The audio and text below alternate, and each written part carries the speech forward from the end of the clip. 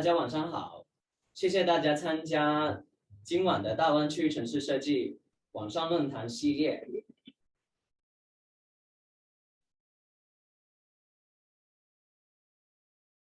本次活动提供同声传译，如果有需要的话，你可以选择 Zoom 的功能表上面的传译功能。谢谢大家。我想問，我講呢？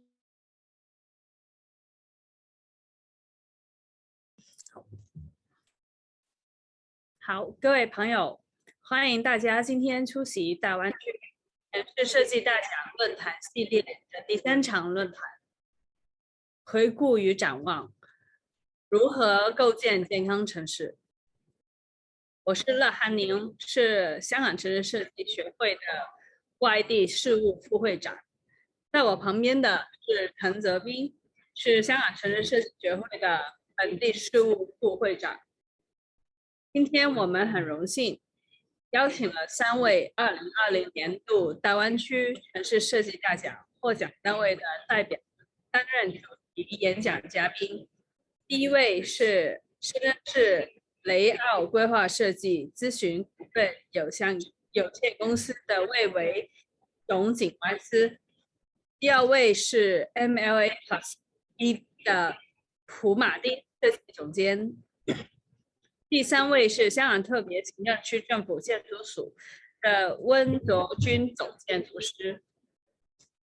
另外，我们也邀请到一位回应演讲嘉宾，他是香港大学城市规划及设计系副系主任秦安南副教授。It is an honor to have Professor Alain Chiaradia, Deputy Head of Department of Urban Planning and Design, Associate Professor of Practice, the University of Hong Kong, joining us tonight as a respondent speaker. 在论坛的过程中，线上的朋友可以利用 Zoom 的问与答功能提出问题或者发表意见。我们会在最后的讨论环节来选择问题来进行讨论。在过去3年的疫情中，让我们深深体会到健康城市的重要性。可是，怎么样才可以建造健康城市呢？我们可以从2020年度的大湾区城市设计大奖的得奖作品找到灵感。今天和我们一起的3位获奖单位的演讲嘉宾，连同回应嘉宾的演讲，会深入探讨健康城市的元素。首先，我们有请深圳市雷奥规划设计咨询股份有限公司的魏伟总景观司跟我们分享他们的项目龙华区环城绿道连接人与人。这个项目荣获2020年大湾区城市设计大奖中的实体落成项目类别的大奖。有请魏伟总景观司。我切换一下屏幕啊。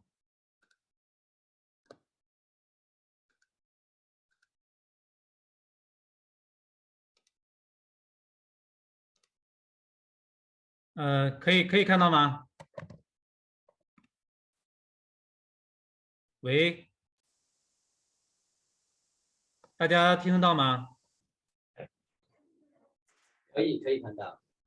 啊，那行啊，那我就开始。首先，非常感谢我们那个大湾区城市设计组委会给颁的这个奖啊，这个对于我们这个年轻的团队来讲是一个非常大的鼓励啊，也激励了我们在这几年的后续的一系列的这个工作啊。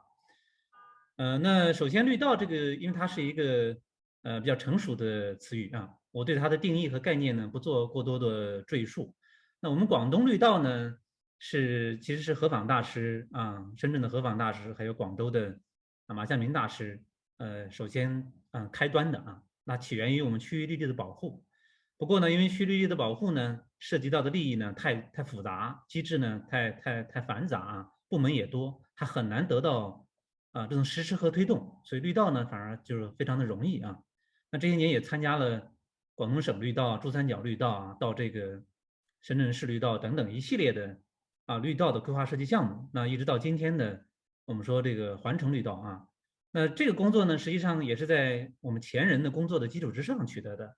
像我们深圳市的这个政府啊，以及各个规划设计院，包括我们设计的从业者，都做了很多的贡献啊。我们是在前人的基础上取得的。那也是有好几个合作伙伴，包括汉博啊、瑞林啊、市政院等等，也一并感谢啊。这是大家集体努力的一个结果，也并不是我个人的这个完全是我个人的贡献啊。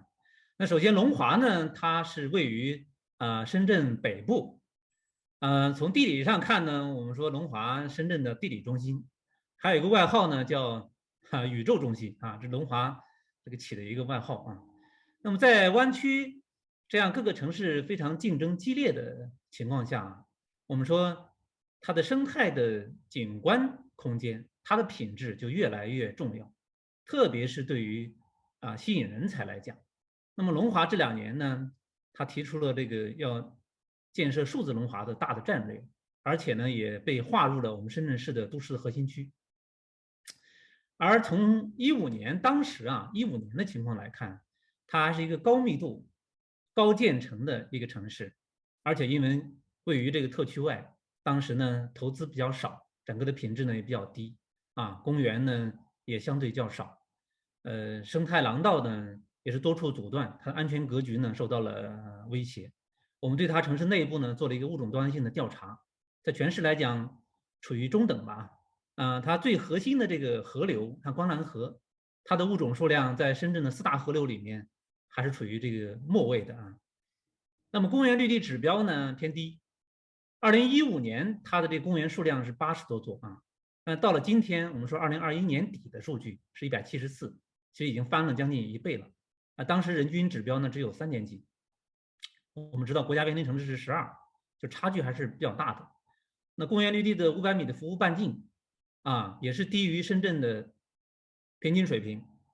河道的滨水的空间，因为都是高密建成，而且河道宽度本身就偏窄，它的生态廊道的作用呢也是比较削弱，也没有活力的滨水空间也比较少，又面临着众多的人口、高密复合的城市建设的现状，而且我们知道深圳的土地价值很高，它的拆迁包括建设都非常的困难。在这种情况下，我们怎么去提高它的整个城市的环境品质？那么在14年的时候，那我在我的这个上一个单位工作的时候，帮他们龙华区做了一个龙华区景观风貌规划，其中呢有一个战略叫青山绕城，也是排在第1的战略，在接下来的这么多年中得到了非常好的这个贯彻。那为什么当时提这个青山绕城的战略呢？是根源于我们这个项目就龙华它独特的一个叶脉状的山水格局，而且观澜河正好从中间穿过，周围是一圈的这个山那我们画了一个示意图，把蓝绿空间画出来。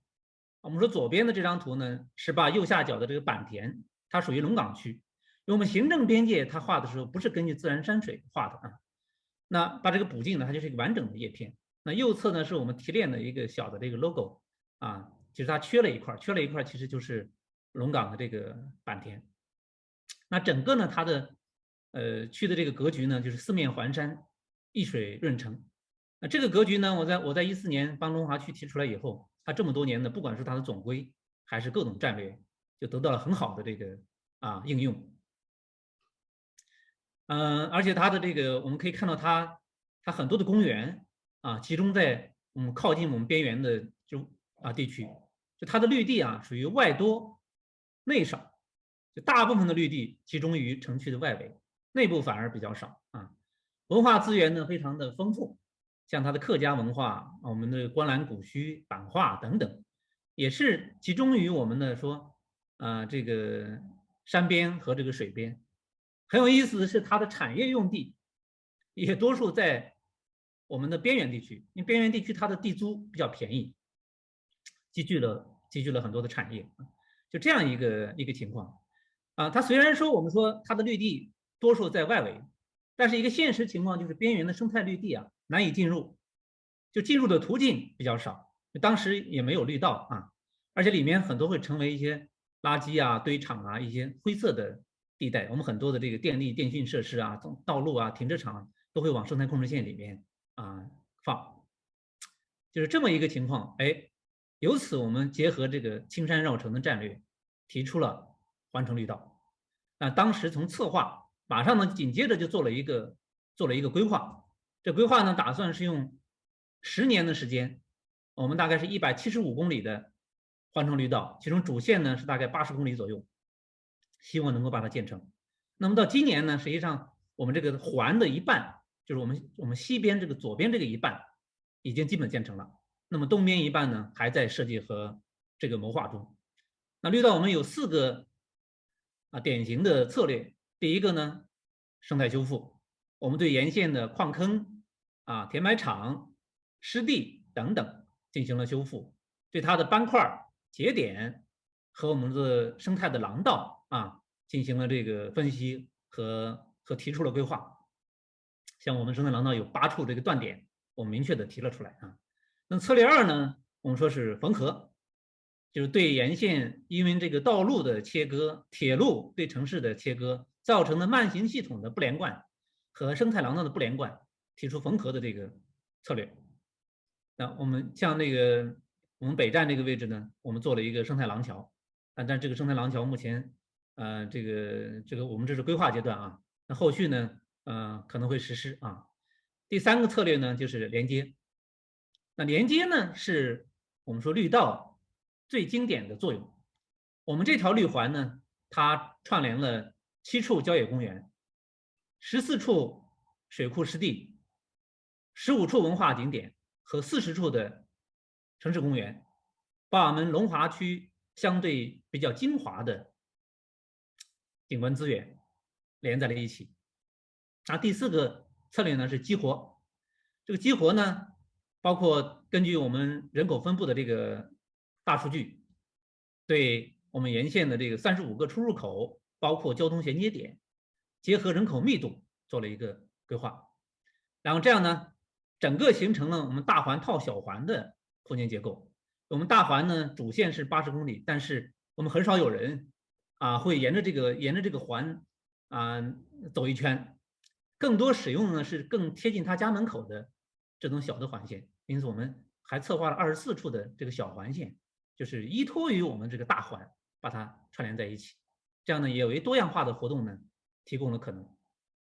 同时呢，这个大环线呢，我们还策划了6个我们说去环，它分别连接了就龙华区划定的6个重点发展片区正好把它串联在一起，包括像绿谷我们的九龙山等等。那未来我们说环城绿道它并没有停止，我们认为它是一个不断生长的一个项目。我们希望环城绿道可以成长为环城公园带，目前正在帮龙华区做这个规划，也基本结束了就是大环呢是环山灌水，小环呢是川景连园，渗透城市。我们把沿线的这个我们说10个像重点公园，包括阳南山森林公园，以及刚刚竞赛完毕的这个大浪科技艺术公园等等10个重点公园，和我们16个城市的特色公园依托于这个环城绿道和我们的这个生态风景带，把它作为一个整体，形成一个环城的公园带。那这个环城公园带呢，也列入了我们最新的深圳市的这个公园城市的这个规划中。那刚才呢，我简要的分析了一下就龙华环城绿道的策划、提出和规划。那很欣喜的是这个刚才我们说这个西侧的这半个这个 C 字它已经基本建成了。这个设计呢，方案设计包括这个现场的服务配合，也是我这个主持完成的。那我们提的当时就要连接人与自然，从自然的生态的修复到自然元素的利用，到我们在地的地形特色的这个和设计的结合。那我们人的适当的介入的活动呢，也分了不同的层级，比如最小干扰的是自然教育，那么其次呢是我们日常的一些休闲的活动，那可能人数聚集更多的也许是城市的这些大事件，就是从自然到人的这种衔接。像这个修复这块呢，我们说沿线的它的废弃的堆场比如说那个我们现场的拖拉机这是很老式的拖拉机我如果晚去一天，这个拖拉机可能就被清除了，我说要留下来。那旁边呢还有一个这个那个轮胎厂，那我们说有些不要的轮胎就把它拿过来，做了一个儿童玩耍的区域。那其实这个设计我们看到它并不是说特别精致，设计上我觉得也并不是说很酷炫，或者说构图很酷炫但是小孩子非常的喜欢。而表面上的几个轮胎呢，也是大家使用率很高，因为小孩把它搬来搬去很自如。那棕地的修复呢，也是其中一个很重要的一个点。那沿线的这个边坡我们也是进行了修复，把它转变成了一个我们说这个市民休闲停留的这样一个场所。那我很高兴，里面还有一个采石场的资源之前非常羡慕我们那个周玉帆老师那个王向荣老师他们都可以做采石场那我一直没有一个采石场的资源可以做一做。那很高兴这个项目里面有一个采石场刚刚做完，就今年刚做完的我们也是尽量把采石场相对比较粗犷的这种岩石的这个风貌把它这个显示出来，和我们景观的空间可以结合。将来我相信这块一定会成为一个露营的很好的场所。那现场的溪流呢，也都自然的予以保留我们看到这些大姐对，我以前都叫这个大妈但其实突然想到自己也已经40多了现在叫大姐。他们会到这地方打水，那么这些山泉水呢，他们会拿回去泡茶。那所有的水口我们全部做了梳理和整理，一个是希望它的景观能够相对的更好看一点。第二个呢，这些梳理出来的水口在夜晚或者往往会成为小动物它们饮水喝水的一些地方。同时呢，这个路呢也会埋涵管，不阻断它的这个水系水文。现场的很多的谷地呢，我们是最小干扰的处理方式，就只做了一条很简洁的栈道，穿越过去就可以了。那像这些位置上是支线，我们主线呢全部是无障碍的缓坡的这种我们说铺的这个透水沥青的绿道。那对于支线来讲呢，就有一些是台阶，有些是登山道等等。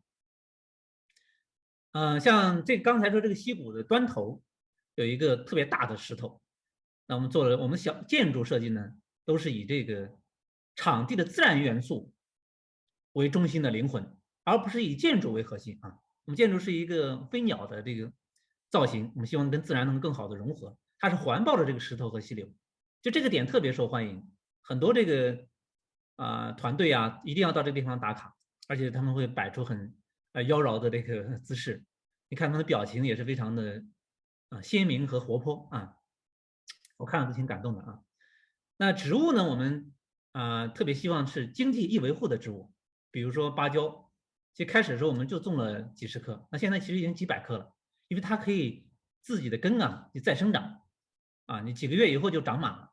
这可以像我们路边的这些草花呢，也是通过播种子的方式去播撒的你像波斯菊，包括风雨花等等。它不像我们的酒店或者住宅一定要及时效果，那其实我们市政公共项目不需要那几个月以后能够展现出来就可以，它可以极大的降低我们项目的造价。那像那个山竹台风的时候吹断了很多的树枝，我们也拿来利用我们做一些座椅，一些比较直的这个木头呢可以拿来放在我们挡墙上，因为没有办法，因为出于安全性要做必要的挡墙，但是当小动物的上下会受到影响，所以拿这个斜向的木头呢会做一些小的这个廊道，还有一些这个碎石的小径全部是用生态透水的方式去做的。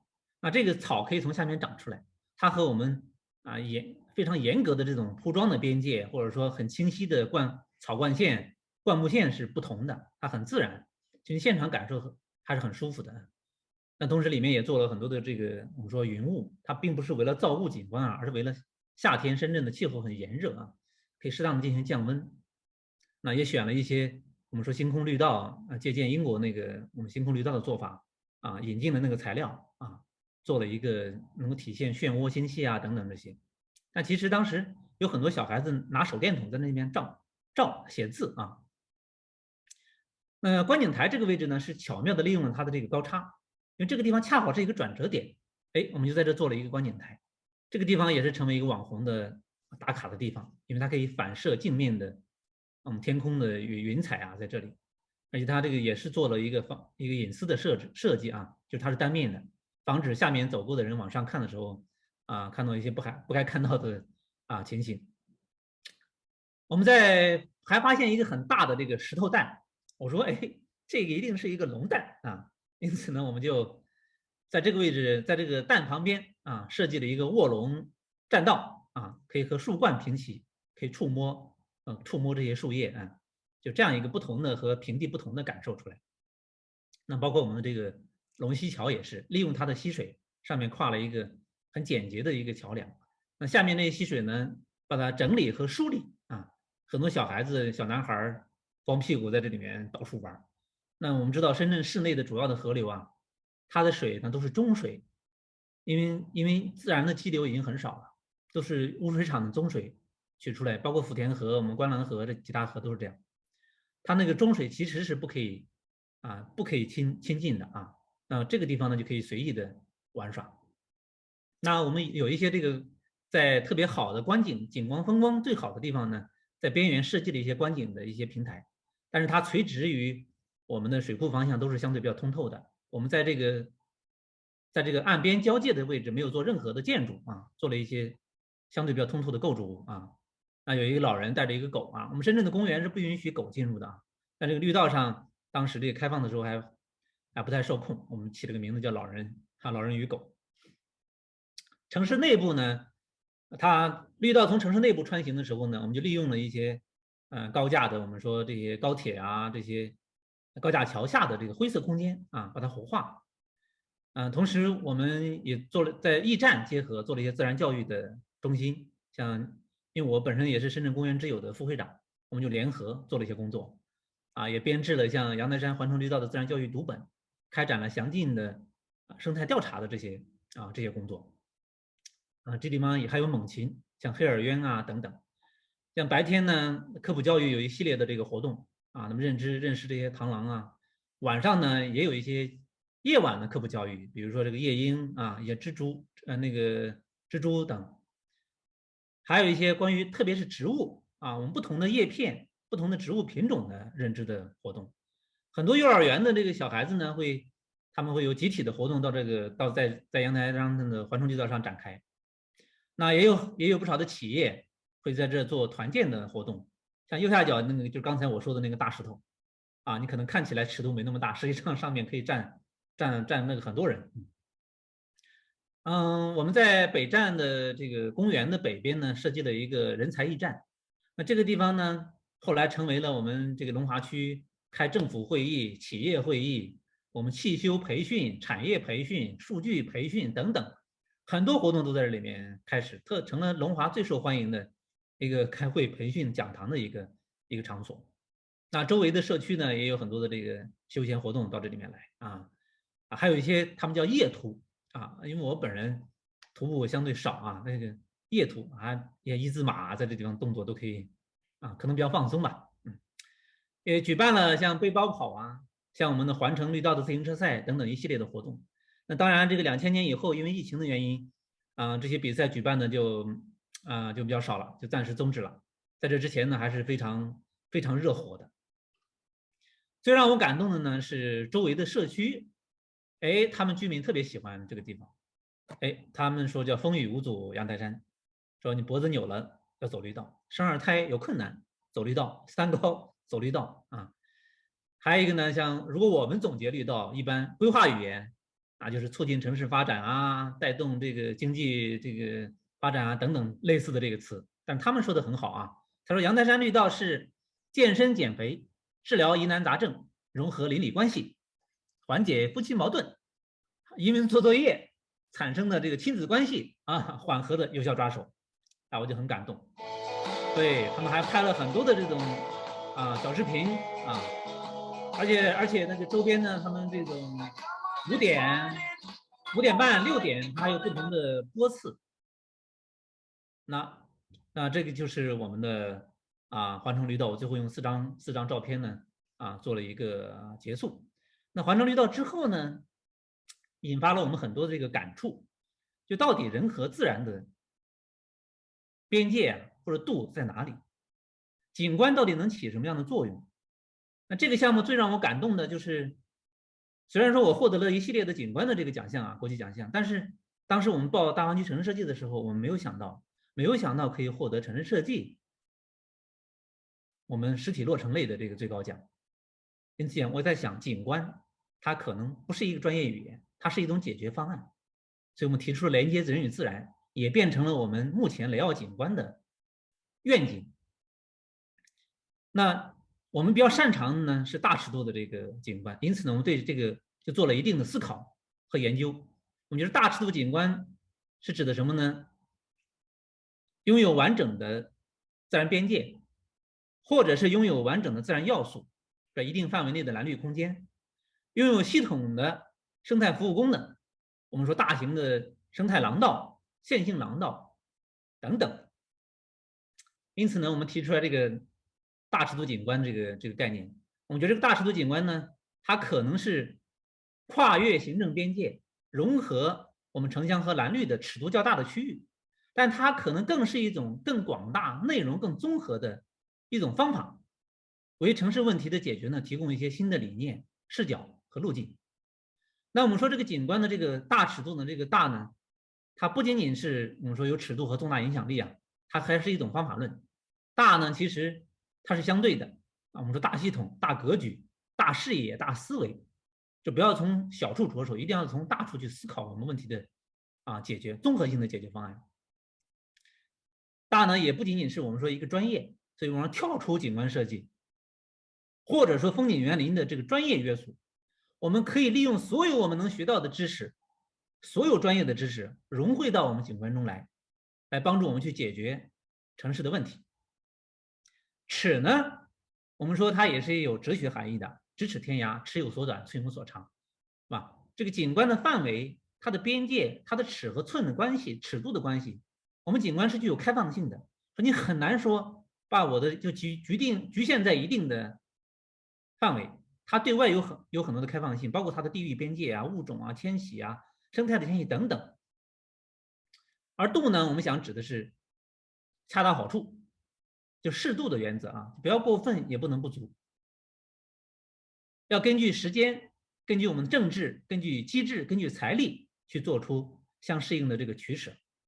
第二个呢，我们说不是说度就适度不改变，而是在必要的时候，我们一定要采取有力的措施去促进这个质变，而达到我们说我们的这个效果。比如说有些生态的修复，你要采取这更高强度的工作才能达到我们说生态修复的这个目的。我们也总结了这么多年的经验，总结了六个原则，就连接人与自然的原则。我们说第一个呢，系统统筹，从更大的空间的角度去系统统筹。第二个呢，我们说生物多样一定要考虑自然生态。第三个呢，我们说经济节约，就不要奢侈，不浪费。这几年我们深圳出现了就多个就很奢华的项目，其实我个人觉得可以更经济节约一些，因为它太奢华的项目它很难持续，而且呢别人很难效仿，它的传播性和示范性会下降。第四个呢，我们说适度介入，就不哗众取宠，简洁大方就可以了就不用做的这个太酷炫这个我们说牛叉这个炸天之类的那第五个呢，我们说韧性持续，它一定是一个低维护的、可生长、可持续的并不是说过几年它可能就荒废了，那不是我们的目的。最后一个呢，我觉得是最重要的就它一定是综合效益的体现。你不能我们高举这个道德的大旗或者高举着生态的大旗，它是没有意义的我们一定是怎么去平衡我们说这个城市发展和自然保护之间的这个矛盾。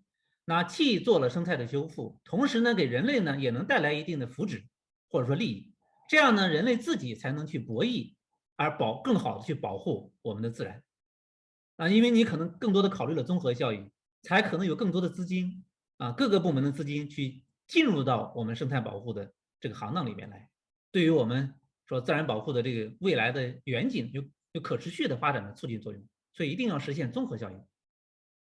而连接的方式呢，我们也大概总结了有那么几类啊，像第一类呢是人类适度的走进自然，特别是我们城市外围的这些生态区啊，对这些边缘生态区可以适当的走入，它既是一种激活，也是一种保护啊。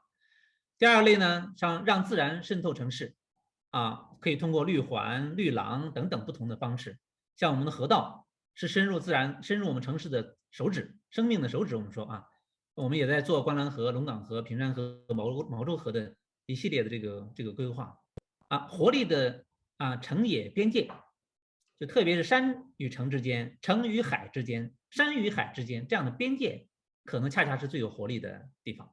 那这是我们跟ED联合做的这个海滨栈道啊，当然也获了这个大湾区的这个优秀奖。那第五个呢是重塑蓝绿公共空间，比如我们做的罗湖的社区公园体系，包括我们做的龙华的水系空间，第一次把水库、河流、风水塘、小微水体和绿色的空间放在一起，去综合性的去做它。那最后一个呢，我们说守护城市的荒野啊，就是我们大荒野其实很多人都提过，但是这些小的惊喜、小的微型自然保护区也很重要。比如说我们做水库的时候发现，以前老说水库的这个涨落带一定要进行修复，但其实这些涨落带的裸露的土坡，恰恰是翠鸟的生活和打洞栖息的地方。所以我们在龙华还提了一个叫微型自然保护区的建设啊。那这个呢，就是我们想提倡的我们雷奥景观的愿景吧，也是从我们环城绿道引发出来的一系列的思考，就是连接人与自然啊。我们通过我们比较擅长的这个大尺度景观的方式，在未来我们也希望能够更好的去实现它。那再一次感谢我们大湾区城市设计这个组委会专家委员会对我们这个认可，感谢所有的这个合作伙伴和我们这个非常支持我们的甲方。好，谢谢。好，好，非常感谢魏伟总景观师精彩的分享，让我们了解到龙华区绿道的设计、生态修复、缝合、连接激活的策略，用景观作为解决的方案和连接人与自然的原则。那接下来我们有请 MLA Plus BV 的普马丁设计总监跟我们分享他们的项目深汕特别合作区滨海地区城市设计的设计理念。这个项目获得2020年度大湾区城市设计大奖中的计划概念项目类别中的大奖。有请普马丁设计总监。Hello, thank you for the invitation. I'll try to share my screen. I'll introduce the project called Shenshan Coast Planning Vision, and I will talk about 3 levels of solutions behind this project. My name is Martin Probst. I'm the Urban Design Director of MLA Plus. And our motto of our company is more than master plans, landscapes and architecture, because we believe that in order to give answers today, we need to simultaneously work on all of the scales and across all of the different sectors. Our office has 120 experts in the different fields of architecture, landscape and urbanism, and we can draw on 30 years of experience. And since 2012, we work under the name of MLA Plus also on the global market. We have quite an extensive portfolio of work in Europe and in Central Asia, and in the Greater Bay Area, we're working since over 10 years now.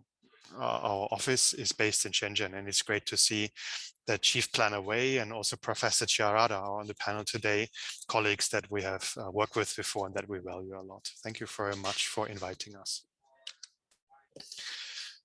So a quite common dilemma we have when we start urban projects is that we find sites that are quite beautiful, and we're wondering, where they will develop. Do we want them to develop into a city like we all know, quite a hard city, high density, loads of hard surfaces? Is that really we want to know, or do we want something else? And I think at MLA Plus we have learned over the years that other solutions are possible. So we have developed and changed our practice to a much more regenerative practice. And I think the project that Weiwei just showed is one of the projects. Actually, we have worked on similar projects as well. So our approach is based on a new philosophy behind urbanization. So historically, man was struggling with nature in harmony sometimes, but most of the time with struggle, quite a hard life.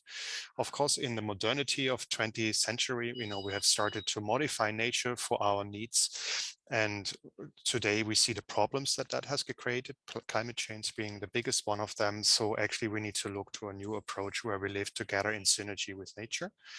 And for that new time, we have talked about here in the office about this new balance where not economy and urbanization are the first drivers for development, but nature, where nature becomes a tool for development, and we call it nature as leverage.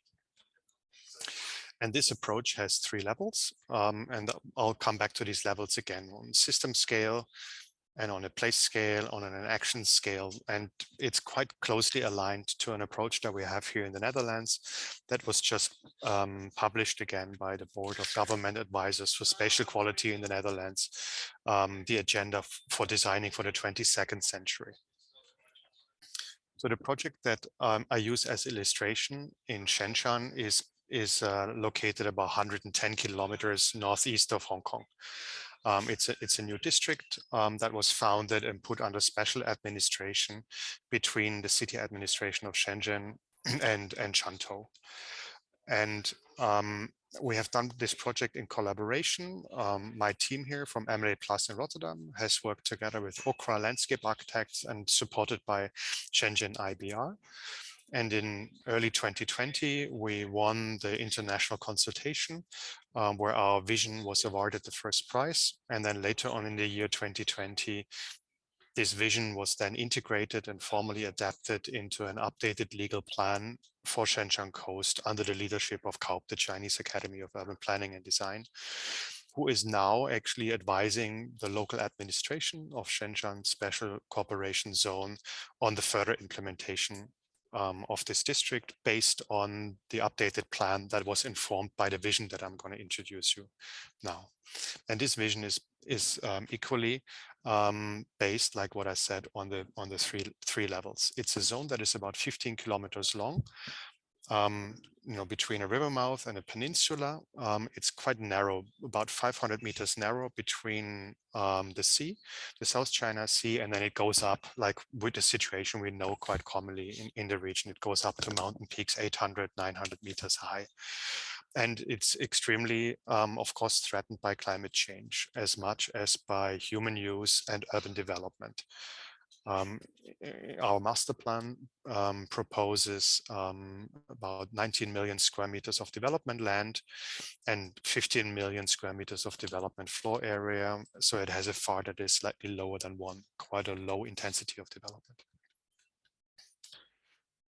So our project, our vision is based on 3 strategies that roughly follow the 3 levels of our nature as leverage methodology, let's say. The first layer is a system level.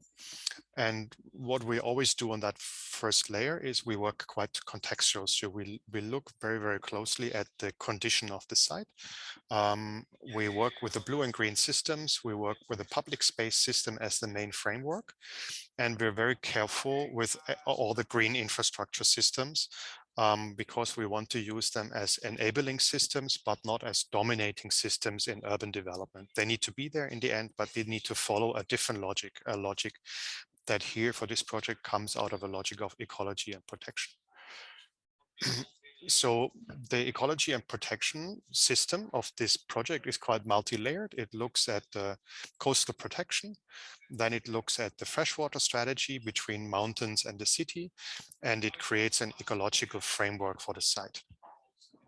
Because as I said, one of the main problems of the site was the relatively low area in relation to the sea level. It's a sandy beach and then a 30-meter deep coastal forest. And the problem of this area in times of climate change is that it's at 3.25 meters height. So it's just in a moment, just high enough to protect against the normal everyday tides, the seasonal tides that we have. But it's about 4 to 5 meters too low to fight against the more extreme weather conditions that we have now that we're starting to see sea levels rising, typhoon floods coming in.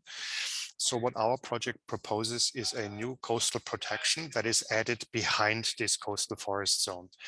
And it creates a protected coastal park that is about 100 meters deep and that is at 8.50 meters high enough to withstand now 200-meter flood levels and the waves that are created by the really extreme and growing typhoon storms. Along the whole coast, the section varies, but the principle is always the same. And I'll try to explain that a little bit, that principle. So of course, there is an engineered dike solution there, but it's not designed separately. It's embedded in a landscape design in a quite soft way. And it's done in different sections, let's say in different parts. So there is zones of the coast that we have identified as a natural coast, where landscape and engineering solutions are really integrated into quite a natural coastal section. And this is what we have along most parts of the coast. And then there is a few specific identified areas here where the city will meet the coast and where we've designed more urban coastal sections where we expect a more intense interaction and intense use of urban areas and coastal areas. But in general, they all follow the same principle of the 8.50 meters high dike embedded into a new coastal defense or coastal landscape park behind it. And this is one of the typical sections of how it looks like. So in the back, you can see that the dike embedded into a coastal forest park. This is the most typical section that we were proposing along that coast. So this is one part of our ecological system strategy. The second part is then the freshwater strategy, which includes the typical sponge city solutions in the urban area, but we've taken that up all the way to the top of the mountains that we catch the whole watershed. So all the water that runs down from the top of the mountains that can be slowed down already through a reforested mountainside. There is a backside of the city that relates to the mountains to manage the freshwater solution. And then the third layer is then an ecological framework, which considers a number of habitats. These are land habitats going from the coastal forest all the way up to the woodlands and woodland regeneration across the forest, but that also goes out into the sea. So we've also looked at habitats that reach out into the sea, how also this intervention can actually in the end regenerate and reflourish the underwater ecology along the coast. So one of the beautiful indirect results of this approach is that a system planning for the area based on blue and green system doesn't only benefit nature and protects us from climate change, but it also serves man. And this will be the second layer of our strategy. But it's important to remember that the main basic systematic layout of our site is a blue-green LED system as a basis for urban development, as a basis for habitat development and regeneration.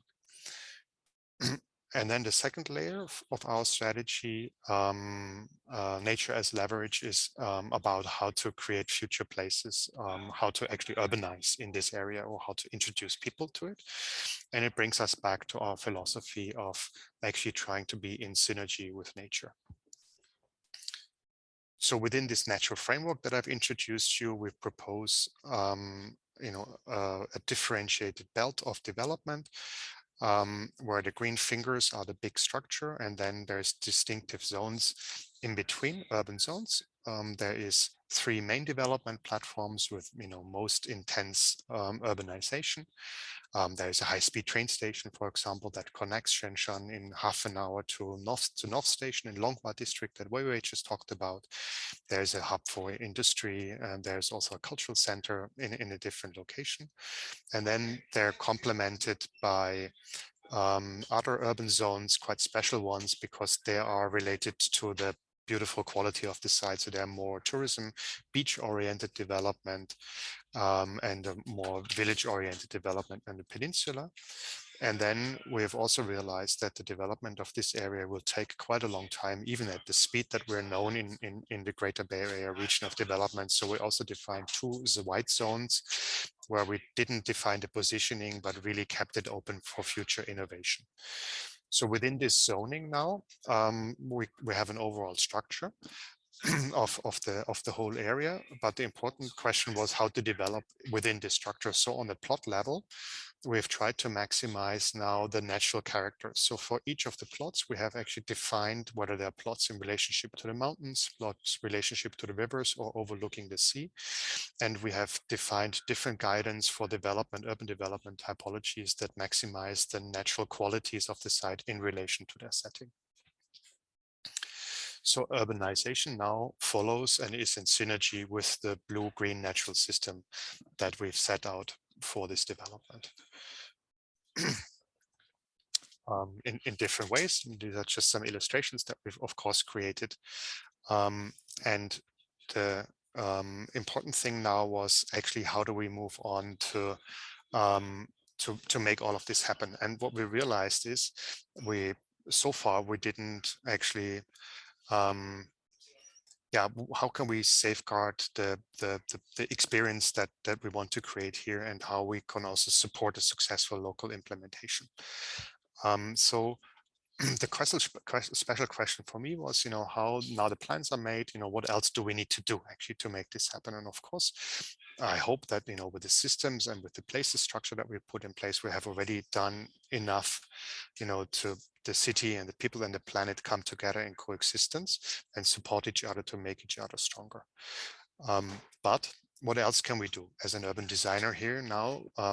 That this actual city will not become alien, but purely man-made, but actually has a stronger connection to its original place that what we're usually known for in a highly urbanized areas of metropolitan regions. So for Shenshan, the final layer of our vision is now related to how people move around there, and it's related how people arrive there by car and by train. That is still a given, but then how they can enjoy when they're in this area without the use of any car. So what we propose is a mobility infrastructure that enables the whole coast to be car-free along the entire plan. So we've strategically located parking that connects to a light rail system, and the beautiful configuration of the site actually allows us for one light rail system that is about 20 kilometers long to give easy access to all the different zones on the coast. And then they're connected into a green mobility plan that is based on walking, cycling, and that really creates an area here that doesn't have the usually big roads that we know from urban development. It's really a coastal area with ample room to create, special types of program and special types of experiences.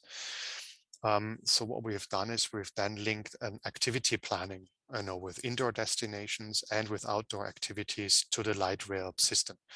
Really carefully consider how actually the experience and the activities in this area will actually work indoors and outdoors.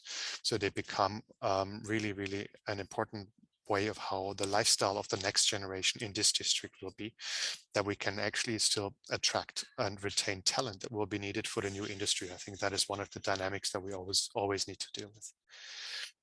And then to round it off, the second layer of our action strategy is about implementation. We recommended a strategic land release, with short-term, medium-term, and then long-term white zones that should not be defined in the early planning. And we recommended to appoint a supervisor that is part of the holistic development of the area here. And also we suggested that we should actually integrate all the knowledge that we have into one integrated digital model that holds all the data, that helps us to measure also the positive impact of this development on the ocean, on the ecology, but also on the urban side. And that will also help with the decision-making process. The urban design itself, we believe, is best controlled through a set of urban design guidelines that give flexibility for development, but that safeguard actually the most important nature-led qualities of the site. So yeah, that was my introduction to the Shenshan coastal planning vision and the 3 layers of our methodology nature of leverage. And well, thank you very much for the invitation, and I look forward to the discussion later.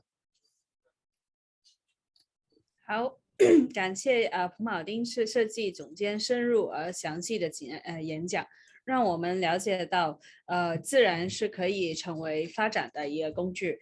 他提到了3个层次的解决方案，让工程与景观可以更好的结合，也放大自然的特点。那现在我们有请第3位主题演讲嘉宾，香港特别行政区政府的建筑署温卓君总建筑师，跟我们分享他们的项目龙津石桥保育长廊的设计理念。这个项目获得2020年度大湾区城市设计大奖中的计划概念项目类别中的优异奖。有请温卓君总建筑师。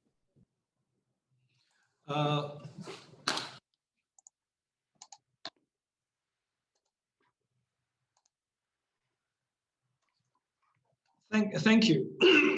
Excuse me. Thank you, Sam and Benny, for this introduction. And it's an honor to be invited by Hong Kong IUD for this webinar. I would also like to introduce my co-speaker, Ms. Becky Wan. She is the senior architect for this project. As an introduction, the design of the Longhua Stone Bridge Preservation Corridor is driven by the concept of transforming the remnants of Stone Bridge from a Qing dynasty into a modern-day urban valley. Instead of having a 140-year-old bridge remnant as a flat open space with exhibition boards explaining its history, we aspire to create a place that links the history and the dynamic energy of the new multifunctional Kai-Tak development together. With this historical value, the preservation corridor will stand as one of the most significant heritage sites and urban connectors in Hong Kong. Okay. The history of the Longhua Bridge dates back to the Qing dynasty from 1873 to 1875.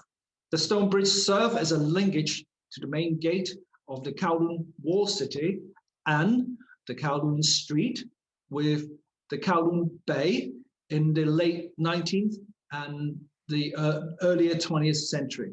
The stone bridge served as an important landing pier for both foreign merchants and the local fishing ships to land, and connected to the main street, which is an important commercial area in the Kowloon city.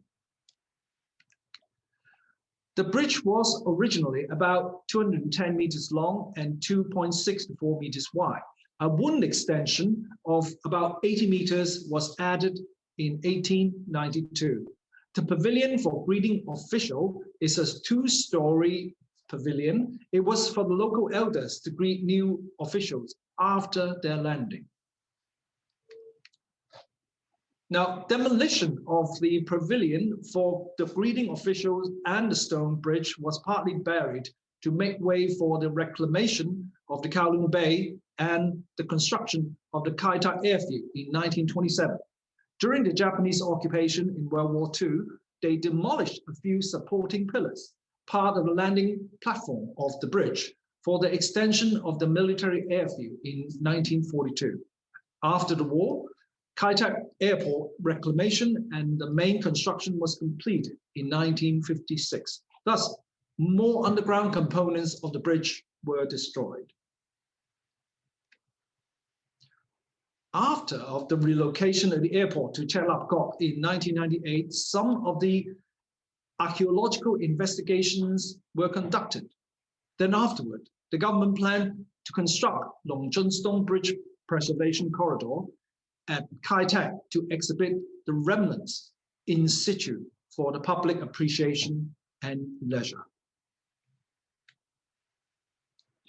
The site for this development is approximately 1.14 hectare in area and about 320 meters long and 30 meters wide. It is surrounded by future comprehensive developments and acts as a bridge to connect Kowloon Wall City District and the heart of the future Kai-Tak development. A sunken urban valley is formed to showcase the cultural history and the commercial activities.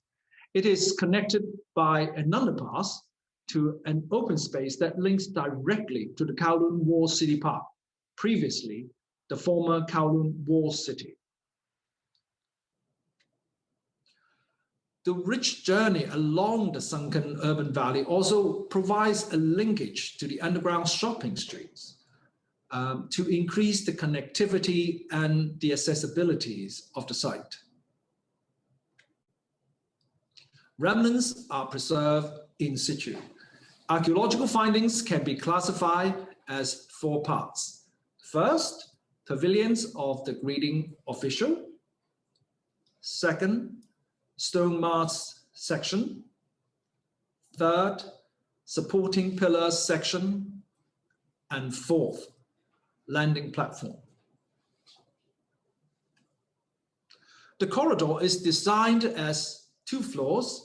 Grand steps are introduced to bring visitors to the exhibition area from the ground floor to the lower ground, and link bridges are designed to connect the 2 sides on the ground level in order to enhance the connectivity to the site. The idea is to form an urban valley with a basement level as a form of nature that we have discovered the remnants as a layer of history. The expression on that level is rustic and surrounded by plantings and greens. On ground floor, on the other hand, is a modern continuous pedestrian timber deck, serving shops on both sides and framing the garden valley below, with different interventions along the promenade to highlight the important remnants. Also, a reflective pool is used to integrate with the remnants to accentuate the essential axis of the bridge in the past. The intersection at various locations through the pool facilitate collectivity, facilitate connectivities of the various parts of the retail and cultural activity areas. The urban valley design concept also makes reference to traditional Chinese garden.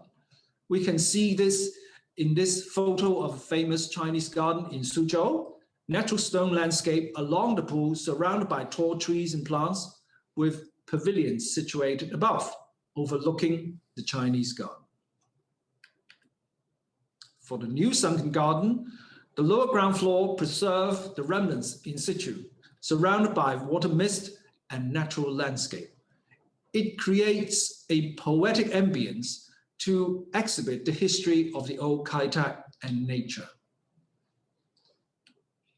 At night, the water mist together with the feature lighting at the granite walls and reflective pool create an imaginary atmosphere to experience the garden nature with remnants. Visitors can enjoy the peacefulness when they stroll along the urban valley. When I first designed this, I didn't realize the atmosphere of the scene looked very much like the recent TV series in Hong Kong, Longhua District. I hope I got this pronunciation correct. At the design of the ground floor, on the other hand, looking from above, adopting a modern landscape which is harmonized to the surroundings, and the walkway and link bridges have framed the history of the remnants to preserve the heritage value in the urban valley below. They also read like picture frames when looking down from tall buildings, framing the garden nature of the basement archaeological display. By responding to the character of remnants, geography, and the surrounding activities, 4 experiences are generated along the sunken urban valley for visitors to explore different experiences along the journey. Here, urban archaeological exhibitions with basement as nature and remnants as layer of history on the ground floor, is a modern continuous deck serving the commercial activities and at the same time appreciating the historical environment below. Visitors will first come across the gateway at the location for the pavilion for greeting official, which signifies the entrance of the Longjun Stone Bridge. The gateway welcomes the public visiting the stone bridge in a spirit similar to the pavilions in the past and symbolize the transition from the old Kowloon City District to the new development in Kai Tak.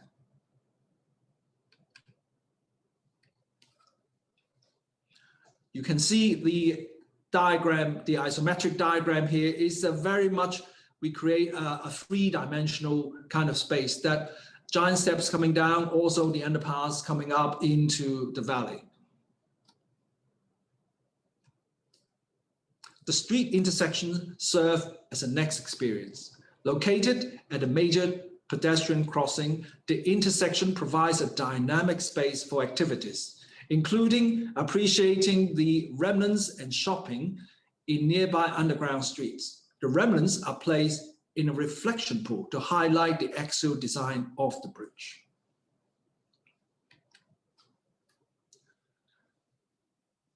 These spaces on the two levels form a three-dimensional experience of crossing. On the ground level, one can move from a piazza to the street with various interventions like pavilion, lift, and landing platform to engage with the basement garden level.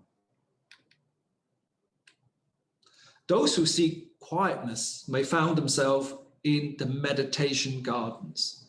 Surrounded by the bamboo and other plantings, visitors can enjoy most well-preserved remnants in close proximity. Here, pavilions allow visitors to admire the remnants from different viewpoints.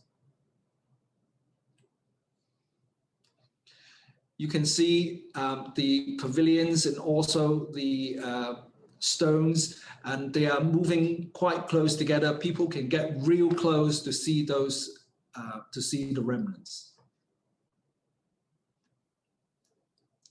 As the journey draws to a close, visitors come across the river terrace, where the landing platforms of the stone bridge is situated.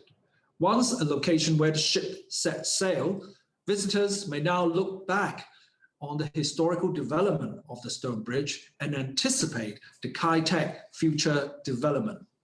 Here, the grand stair is embraced by the terrace of the station square to form an urban theatre. You can see the grand step coming up from the water and embraced by the piazza and going into the station square beyond. As a reference to Chinese garden, where the exterior was framed from the inside. Here on plan or aerial view, one can see how the historical remnants are framed while looking down. In the next phase, I would save the best views for my co-speaker, Becky, to continue. Becky, please. Thank you, Thomas, for the presentation on the history of Longjun Bridge, as well as the design concept of the project. Now, I'm going to take you through the experiential journey of the urban valley by looking at the perspectives. By responding to the characters of the remnants, geography, and the surrounding activities, experiences are generated along the sunken urban valley. When you come up from the subway connecting the Kowloon Walled City District, you will arrive at the entrance plaza of the urban valley with a portal in fair-face finish, welcoming visitors to experience the garden and archaeological exhibition.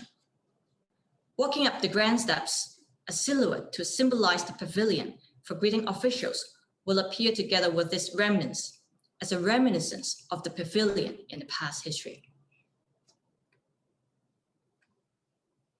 And when you walk up the steps further, at this higher level, you will see the overview and the original axial design of the stone bridge, with the remnants preserved in situ.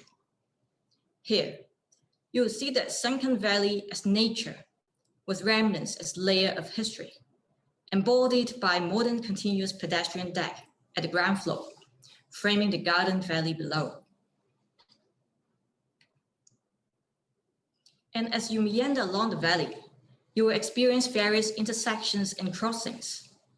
The intersections provide a dynamic space to connect cultural and retail activities, including appreciating remnants and the archaeological exhibition, as well as shopping along the underground streets. And you can also experience tranquility when you gradually stroll into the meditation gardens designed with pavilions in timber finish at the two sides to enhance spatial interactions, as well as overlooking the remnants surrounded by natural landscape. Here, visitors can immerse themselves in the ambience for meditation. At the river terrace, you will see the remnant of the landing platform of the stone bridge preserved and surrounded by waterscape, with grand steps overlooking the stone bridge being embraced by the terrace of the station square to form an urban theater. Like ascending the grand stair from the canal and continue with the journey via the station square to an axial view to the future of Kai Tak Sports Park. And in the final part of our presentation, I'm going to show you a video of how we use BIM technology to carry out archaeological study based on unexposed remnants and to design an effective archaeological exhibition area. So here's the video.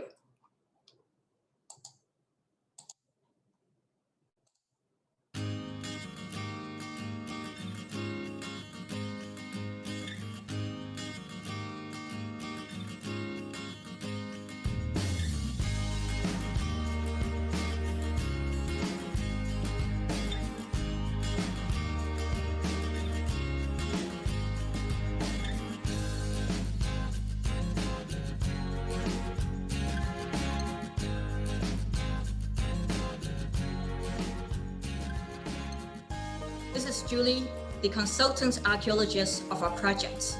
She's introducing the adoption of BIM technology, including 3D printing and point cloud scanning for archaeological study in the early design stage of our projects, instead of doing it in a traditional way by using hand tools to expose remnant and to take photo records. So the use of BIM technology for archaeological study helps to protect and preserve the remnants in a much better way.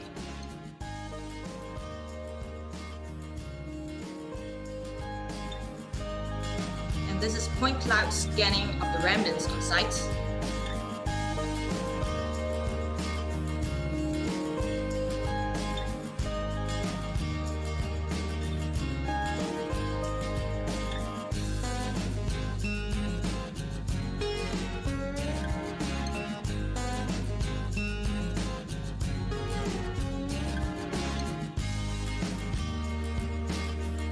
Then we've 3D printed model so that the archaeologists can actually use the physical model to explain the structure of the remnant on site with the construction team and workers for better coordination at this investigation stage.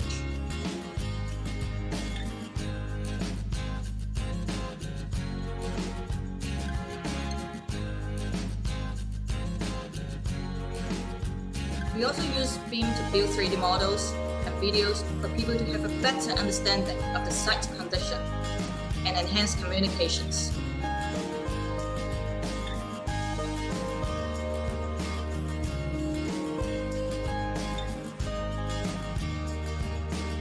And the level of excavation are also tested in BIM model to achieve the most effective sight line of the remnant, to make sure that it can be seen from all angles.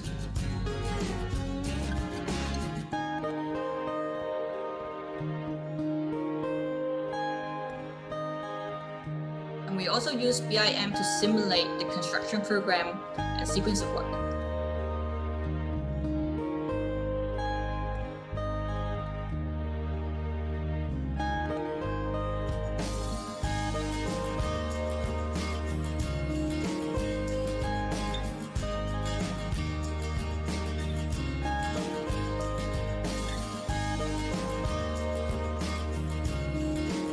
BIM model is also used for drawing production for statutory submission, as well as coordination works.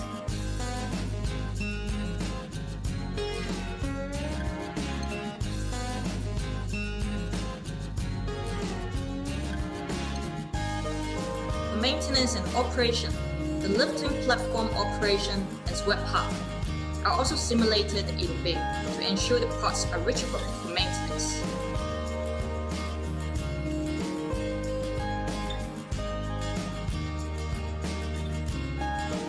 And here is the last part, which is the walkthrough, showing the overview of our project.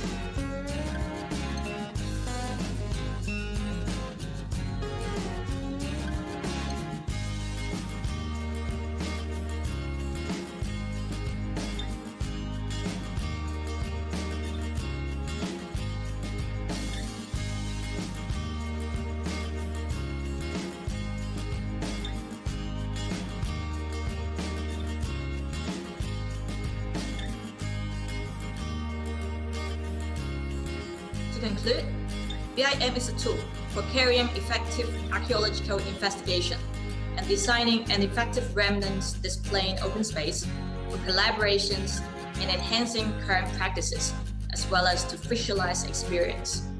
Thank you. Thank you.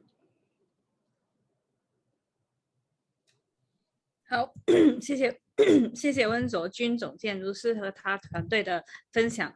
他们分享为大湾区的城市设计带来了很多启示。我们了解到这座具有历史价值还有社会价值的石桥，如何在今天用到设计，继续这个连接九龙城、九龙寨城，地下购物街。这附近的公园、商业，还有社区的元素，还有连接未来的启德体育园。Last but not least, I would like to invite our respondent speaker, Professor Alain of the University of Hong Kong, to share with us his response and views. Okay, good evening, everyone.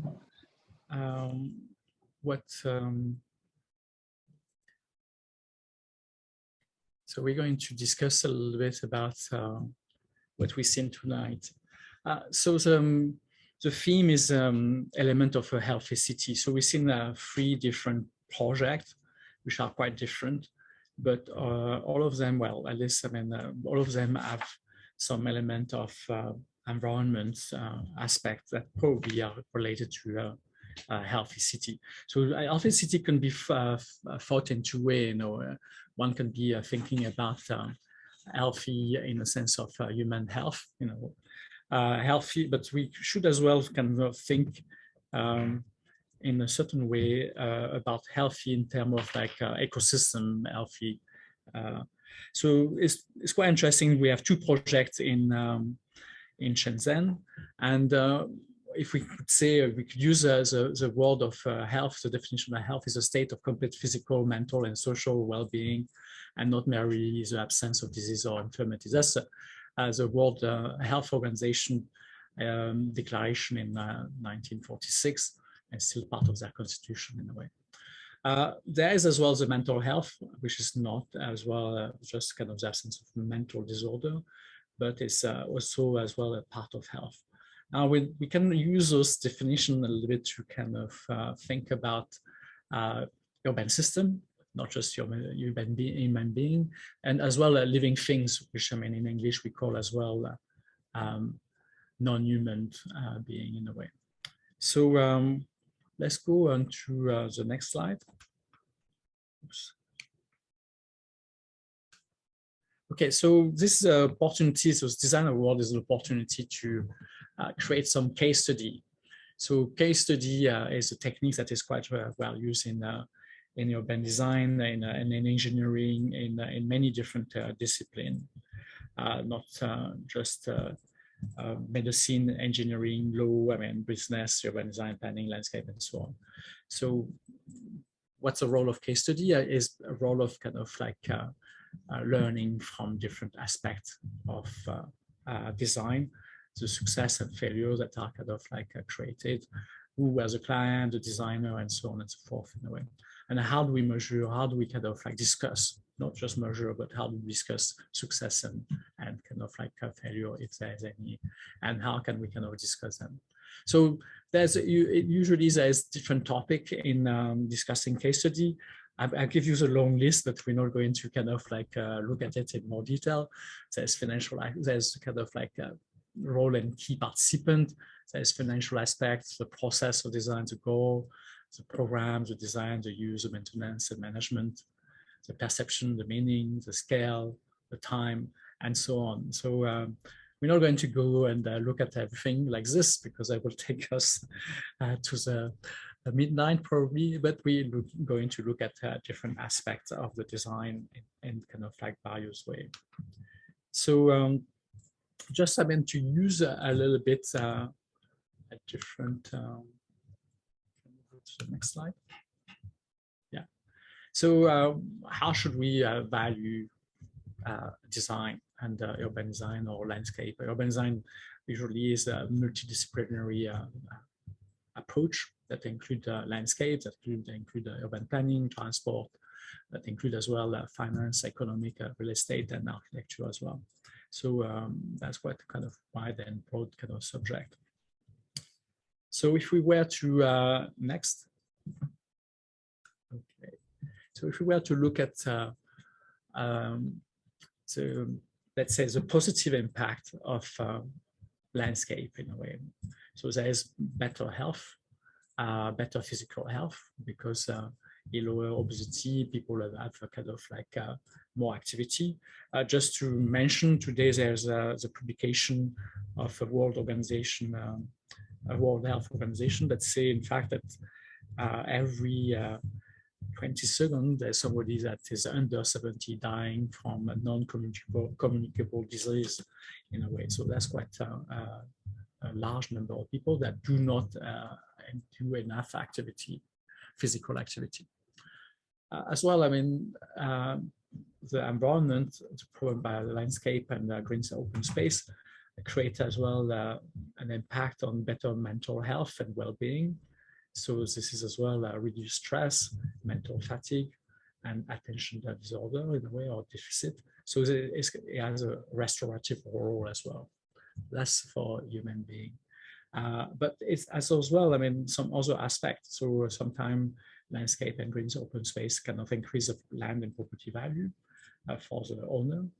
As well, that's cost saving for the government if we think that better health is better for society. And as well, it promotes, I mean, it can promote tourism as well. We can see that, I mean, probably the remain of the bridge, the Tsun bridge, will may attract as well local tourism, but as well other tourism as well. And it creates as well a stronger society by enhancing cognitive and skills from children, for example, or greater social interaction and cohesion. So that's quite the human side of the story, but as well, create cooler air, kind of help us to manage water runoff, better air quality, climate change mitigation, and as well something which is important, biodiversity support as well. So the kind of like human living, the non-human side of the environment that we have to start to take care of it. There's a great distinction of diversity. So biodiversity is really an issue at the moment. So we talk often as well about how this is happening. We call this pathway to impact. This is something that, I mean, not everybody is kind of like familiar with. How do this mental, physical effect happen? Physical is quite easy to find out. If you go and walk and there's people walking in Hong Kong. Hong Kong City is one of the city people walk the most, but as well China City are walking a lot, and Shenzhen do walk a lot as well. So reducing harm by reducing as well exposure to air pollution. There's less noise, it's cooler, there's less heat. So there's a lot of benefit that can be found in those spaces. So this is quite important.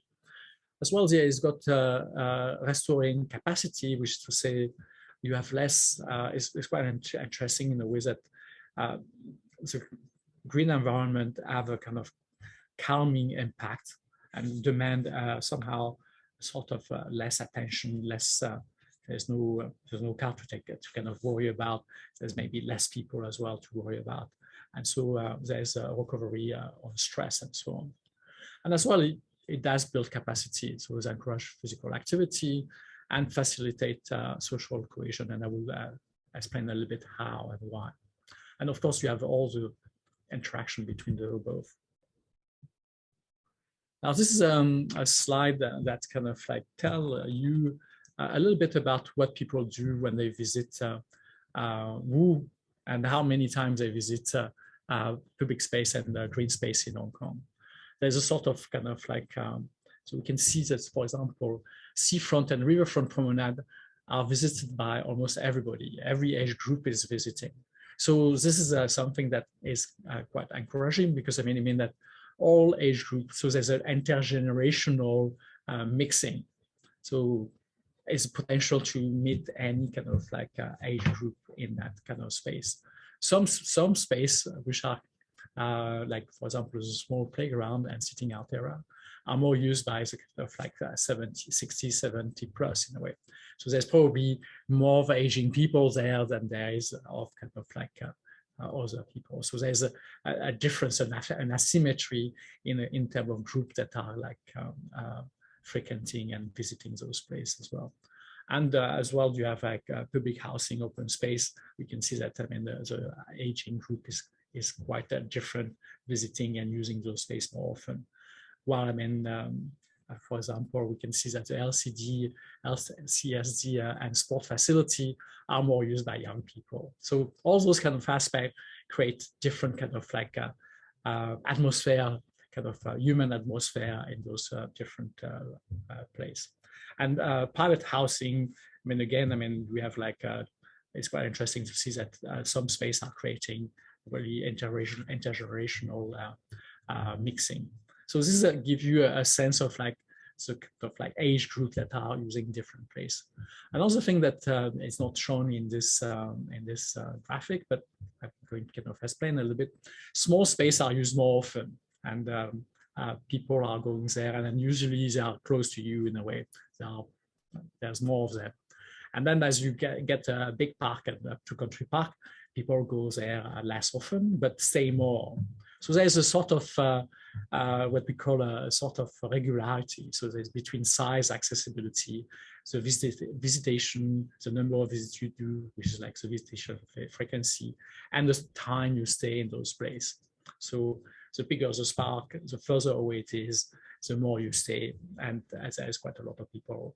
So the smaller it is, the closer it is, the less you stay, but you kind of go more often in a way. So these are kind of like behavioral aspect of green space. And that's quite important because, I mean, when we read the green strategies that we're going to talk a little bit, and sort of decoding the project that are proposed, we can use those behavior to understand them better and to kind of like understand what the designer have been trying to achieve in a way as well. So to reconceptualize those aspects, I'm going to propose a framework where we talk about different things. We talk about value in exchange. That's quite easy. The value of a project is what kind of like worth in terms of financial worth it generates. Everybody probably knows that in a way. So it's kind of value as the net benefit, and is easy to understand. Now, then there is a value in use. Use as well, quite is something that make a difference to you, and you have a distinctive user benefit. You go there, one is kind of like, the first one is usually user it worth in a kind of like financial value, money kind of. So also one is like how many people use it, are they happy to use it, and it's more difficult to know why people don't use it, but I mean we can do that as well. So last one is, I think, is a least kind of well known in a way. It's like value in common or value as moral principle. What is fair and what is ethically right. And urban design and urban planning as well have a kind of like, and most design professional do have this as well as a goal in a way. It's like, how do we generate value for everyone? The value in common way. What is fair and what is ethically right? What is equitable in a way? So this is a framework. In fact, I mean, this framework not invented it. It's been created by, it's a research by a Prof, and it's been looking at reviewing all the society in the world, and all society in the world has those three type of value: value in exchange, value in use, which are the most kind of known, and value in common as a moral principle as well. So that's give you a little bit about maybe how we can think about the urban design. And when I mean urban design, I include the landscape as well into it, and also kind of like aspect of design. So, okay, so let's look a little bit about value in common and why I'm kind of focusing on that one. Value in common is like what is more a judgment, is what is valuable and important in life in a way. And I would say that I can report study which shows that I've been tracking like the value of green. If you have been asking, and when it was done, the value of green, like 50 years ago, 20% of people will say green is important. And in fact, I mean, this has been changing along the time. So value changed as well. People change their view, people change their mind. So green is becoming more important. Climate change, like kind of all the damage that is made, as kind of like make people aware of the importance as well. For example, activity, the value of kind of create activity for health, so for environment, for social aspect as well. We can see that I mean intergenerational space is important to create maybe social cohesion and so on. So it contributes to broader community and contribute to share value. It contributes as well to legacy values, like we can see, and in the third project, the kind of the bridge of the kind of historical value and the cultural, environmental, and social image that it can create as well. So these are they have a different way of being evaluated in ways. It's called so you have like environmental economic or ecosystem service. You have what is called more technically contingent valuation, or more generally is called a shadow price. If you've done some economics, you can check it out. If you haven't, it's a way of putting a value to those aspects. So what is interesting is I was particularly fascinated by the two projects in Shenshan. Why? Because Shenshan has created a new system which is called the gross ecological I think accounting, if I remember well, is called gross ecosystem product. So it's a different way to value, I mean, instead of GDP that everybody know, they have started to kind of like try to put a number and to the ecosystem as good and service supplied to human well-being. But I suppose, I mean, they could get as well add as well value and goods that is supplied by to living being as well. And this is important because if we want to say there's two ways to kind of do climate change in a way: consume less. But I mean, consuming less usually is feeling like we're going to get poor.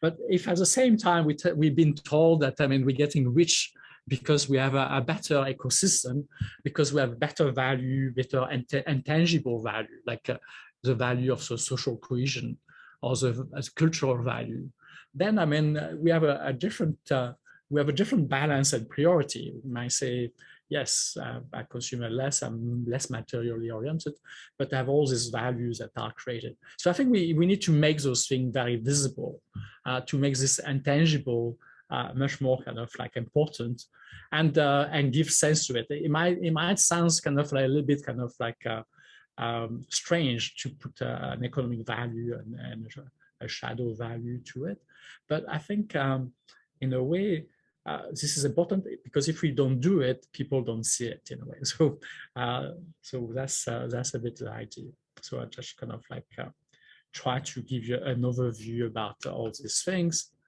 And so we see that, I mean, we have those three types of value. We have the value in exchange that everybody knows. We have the value in exchange, in use, that we all as well appreciate. And then indeed, we have those value in common. So that can be image value. So sometimes it's kind of like a statue signaling, like a big kind of like iconic building. Sometimes it's about social value and public good. Sometimes it's about environmental value and entities as well as public good, and sometimes cultural values that are public good. So we need to be much more instead of just kind of like describing those values, saying, oh, this is cultural value, or this is environmental value, and so on. I think, I mean, we need to go a little bit one step beyond and say, how rich are we in environment value? How rich are we in kind of cultural value? How rich are we in social value, and so on? I think there's a need for everyone to kind of have a sense of that. If we don't have the sense of that, and we demand of people of consuming less, being less material, I think there will be a feel like we're going kind of like getting poor in a way.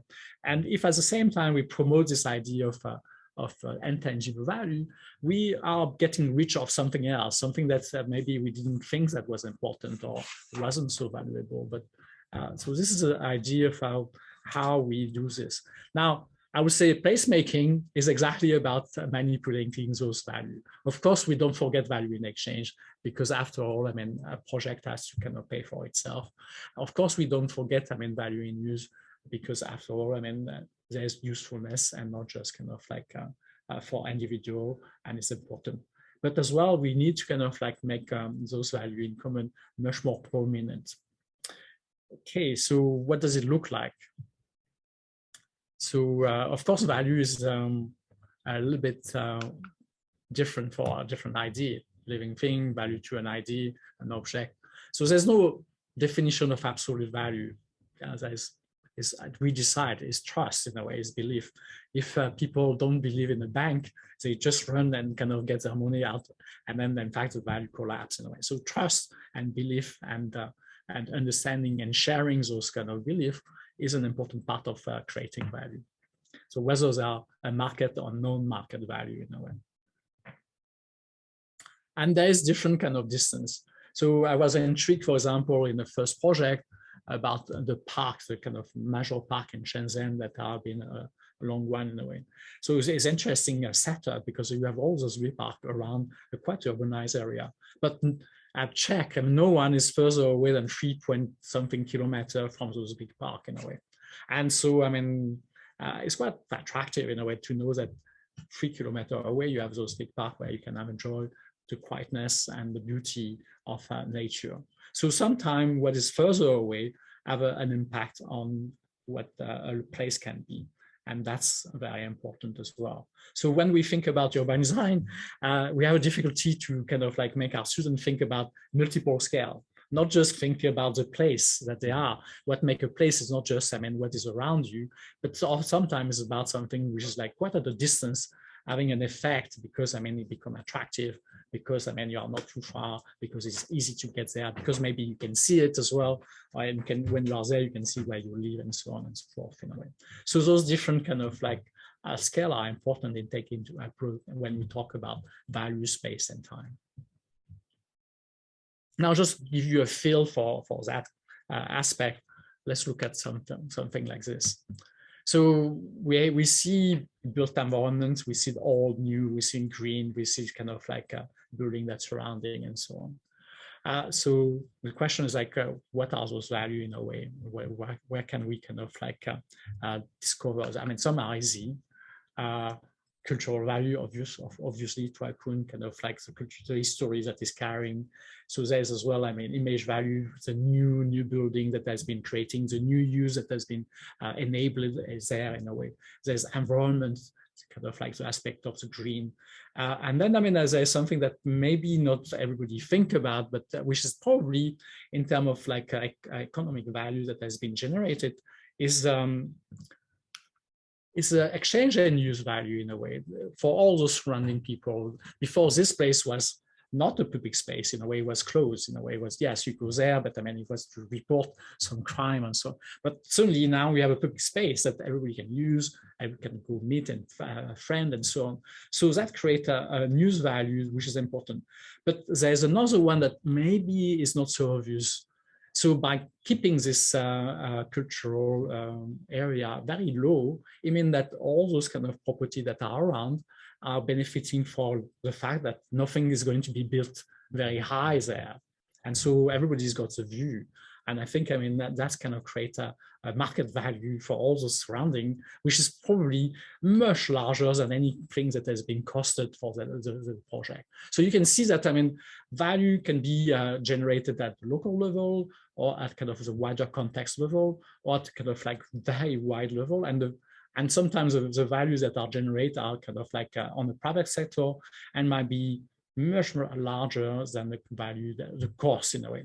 So the question of cost and value are two different kind of things. And as long as your value rise faster than your cost doesn't matter. That's what is important, is like the value generated is what is important.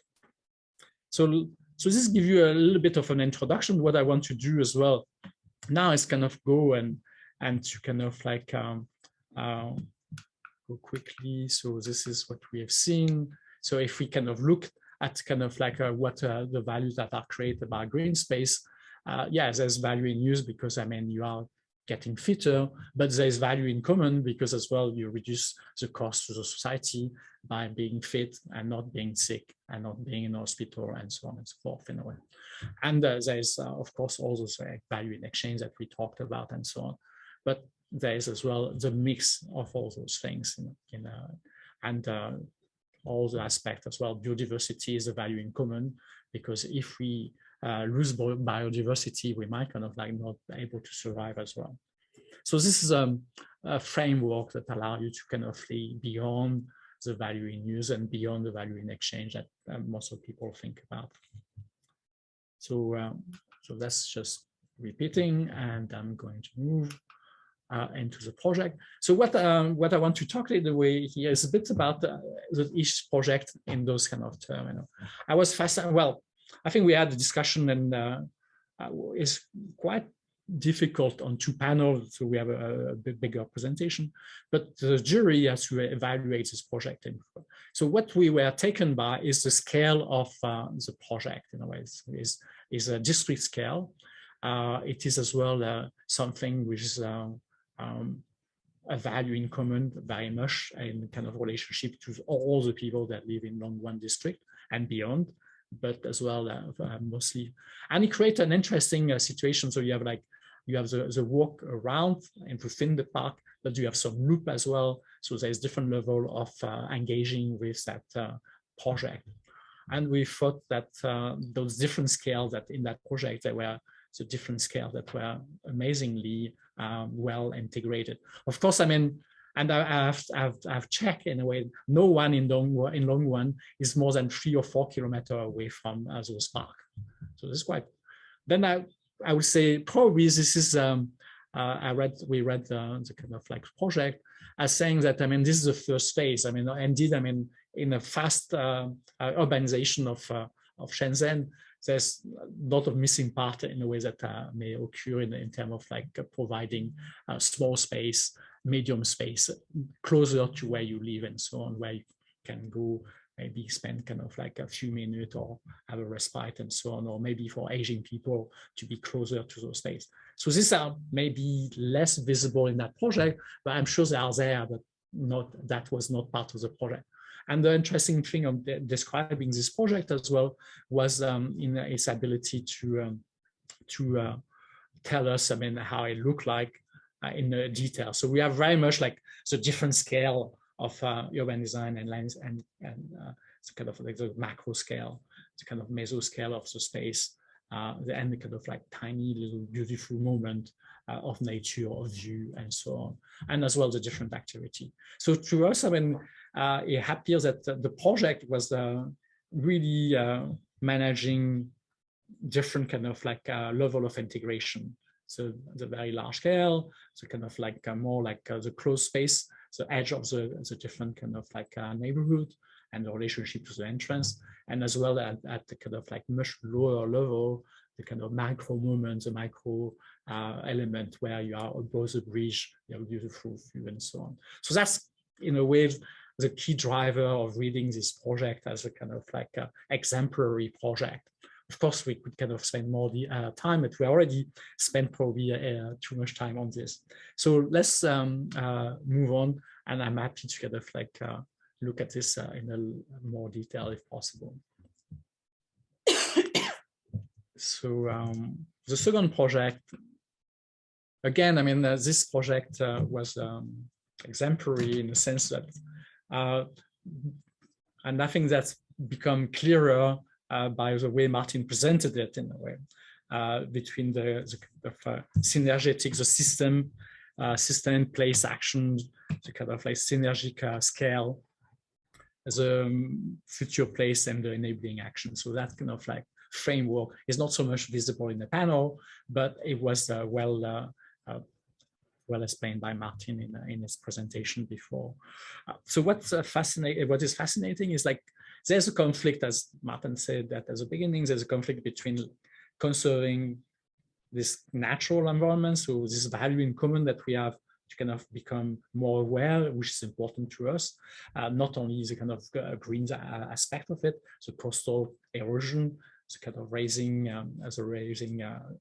sea level, but as well all the water basin and how it kind of collect and how do you integrate that in a project.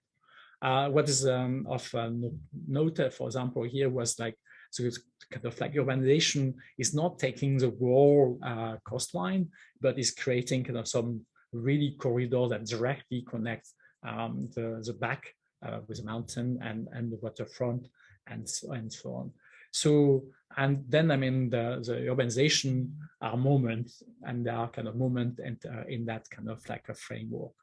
And this is so this is as well we appreciate the multiple scale aspect of it, and it's quite incredible to see such kind of like a great quality project. We look forward to see how it gets implemented as well.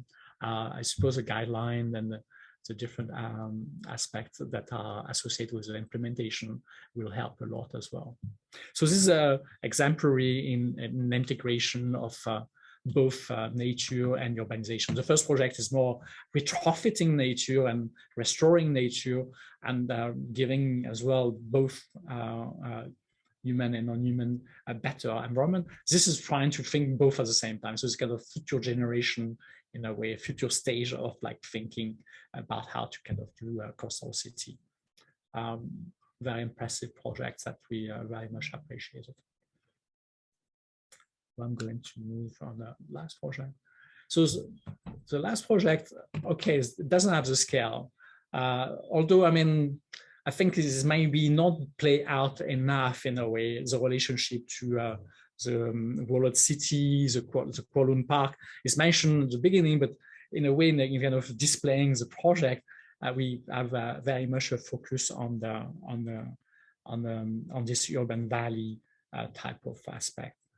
I think that's a different scale in the sense of like, and is much more, I think the paradox here is like, how do you evoke memory and in a very urbanized area? So this is kind of like, we have that paradox in a previous project with a different scale, the project in Shenshan, where you have urbanization and preservation and protection at the same time as well, but with a very big scale. I think in the last project, we have that in a very different scale. You have integration with the buildings that are on the side, which have the connection. Sometimes I'm kind of like wondering how the meditation will kind of like work as a meditation garden, because it seems kind of like this is the place which is the most integrated, where there's the most connection. And I was expecting that the meditation will be a little bit more quieter. You know? So there's an interesting kind of conflict between meditation garden and being super connected. I don't know, maybe Hong Kong people are kind of able to kind of like disconnect in a relatively kind of busy environment. So this is a different probably in the sense of like creating an environment which is much more urban, which is commemorative, which is meant to evoke as well memory. And so there's a good connection with the Kowloon Park and the walled city. And maybe, I mean, as well, I'm not sure how clearly it kind of linked with the water, but I understand that the end is more a view on the Kai Tak sport park, which is not very clear in that sense. But we thought that the project was was kind of aiming to have this kind of like a small contained space in a way that we find in Hong Kong, which I mean, this is not quite that small, but having possibly an area where as well you can go a little bit away from the busy characteristic character of Hong Kong. And indeed, I mean, as well, here there's value in common, there's value in use, and there's value in exchange as well, because green and that commemoration probably add value to and the specific and distinctiveness to the properties that are around as well. So this is a framework. This some of the things that I've said have been part of the discussion that we had as a jury to give the prize. And I hope it gives you a little bit of an understanding how to read a project in urban design at multiple scales. So thank you for your attention and your time. Okay, thank you very much for Professor Alain's very enlightening sharing of his view, and also some response to the three projects presented earlier in this webinar. I think it's very good. And as Professor Alain has rightly pointed out that I think we need to pay attention to the definition of health. I think it's very useful. Definition of health by the World Health Organization. That health is a state of complete physical, mental, and social well-being, and not merely the absence of disease or infirmity. Okay, so it's not only the physical health, it is also the mental and also social well-being.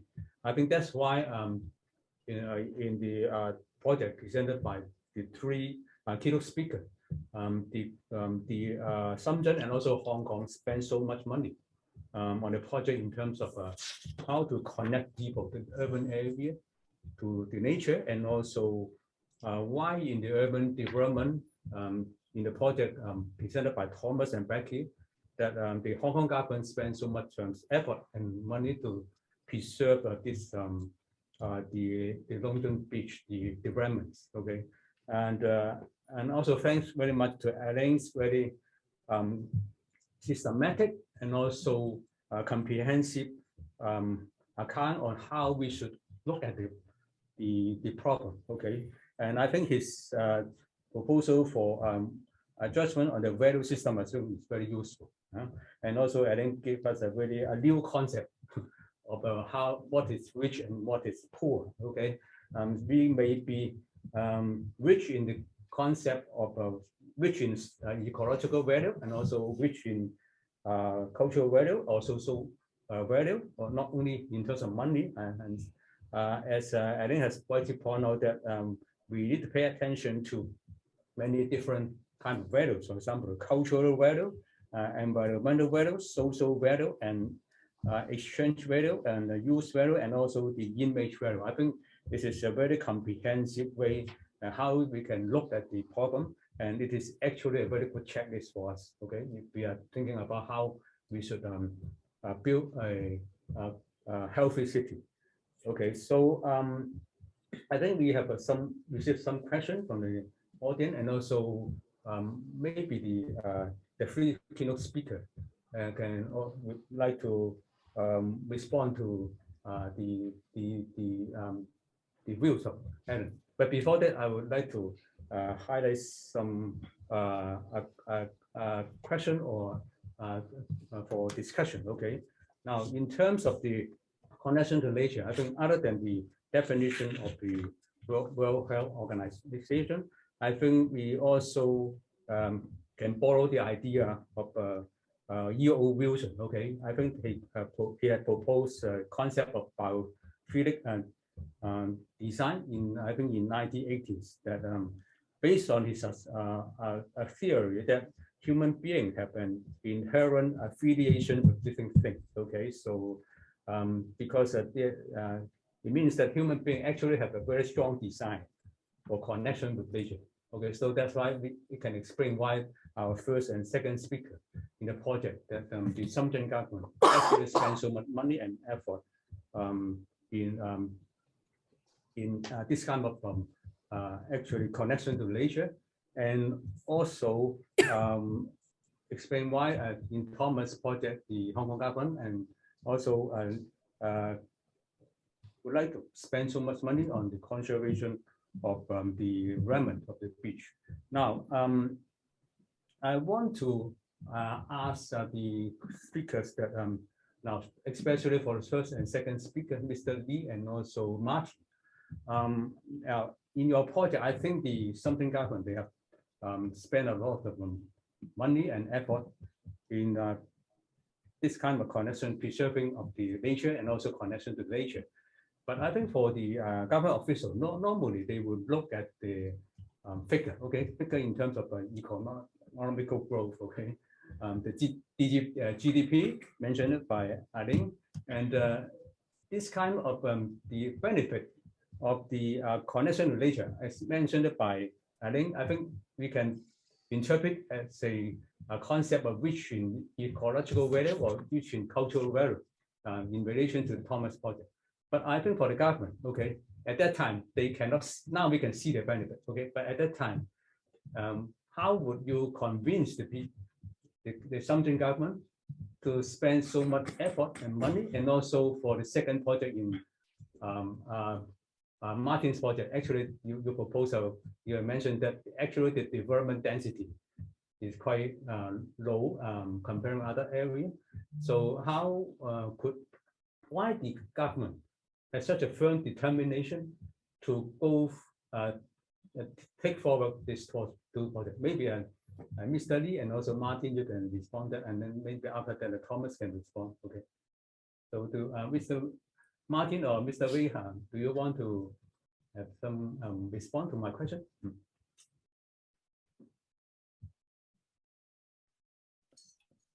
Yes, I can say something.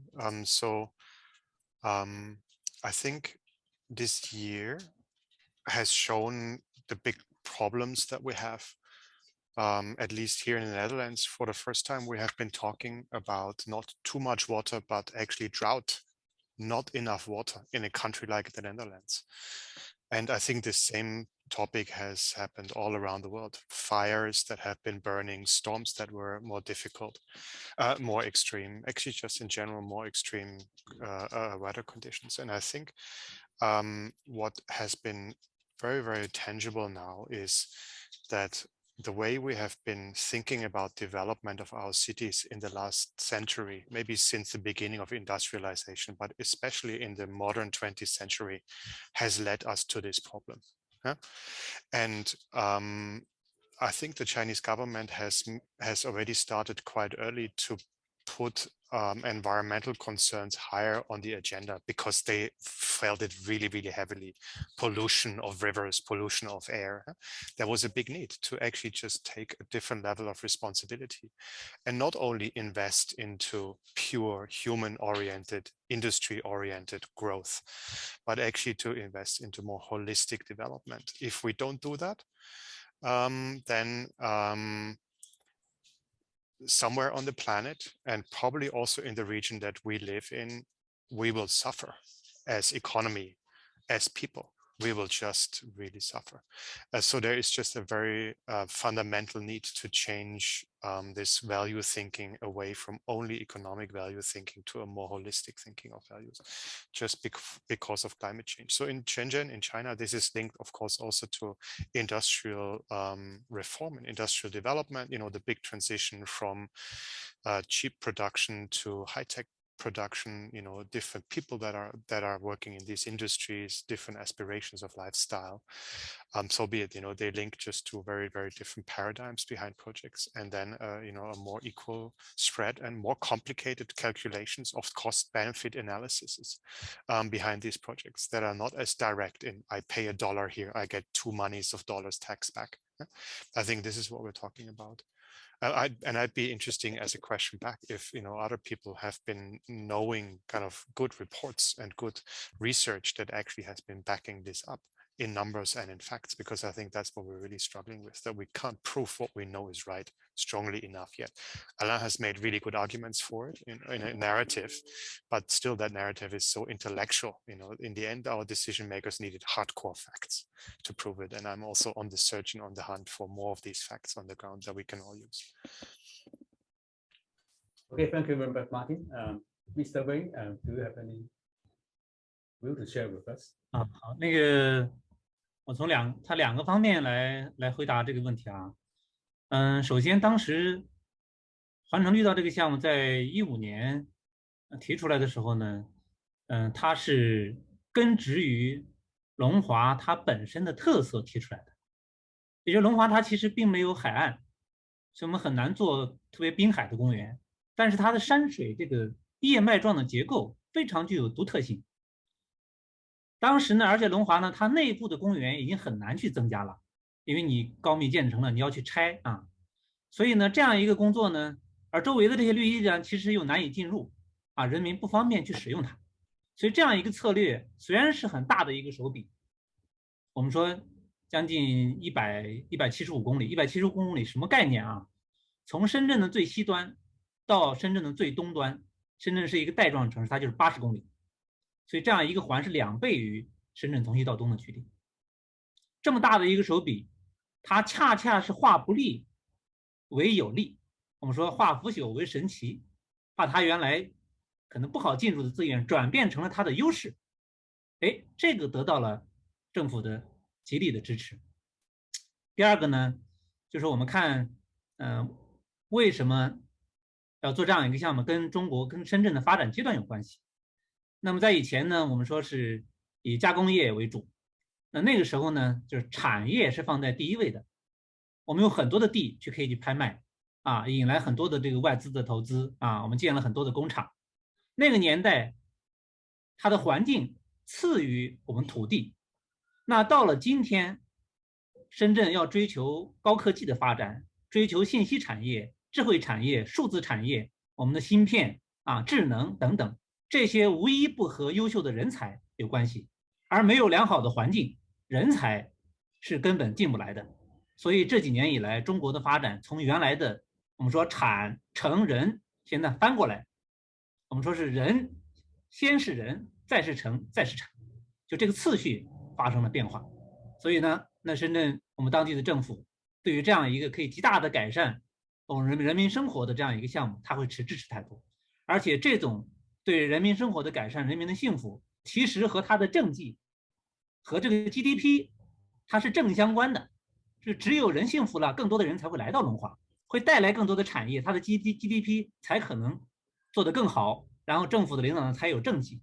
所以这个呢，就政府领导有政绩，我们的 GDP 得到了发展，人民的生活得到了幸福，而我们设计师呢也得到了设计费和实现作品的良好的机会，它是一个多赢。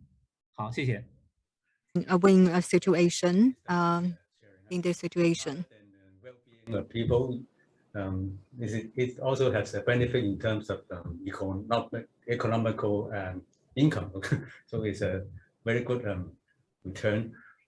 Thomas and 有很好的一个回报。那 Thomas 我知道，那香港政府这边呢，建筑署这边呢，它也是做了很多的一些保育的项目，除了这个龙津之外啊，龙津桥之外，还有就是 PMQ， 还有大馆，还有那个就是终审法院啊，和这个孙中山纪念堂等等。那您怎么去看这些项目在城市设计和发展当中的价值呢？好的，谢谢，这是个很好的问题。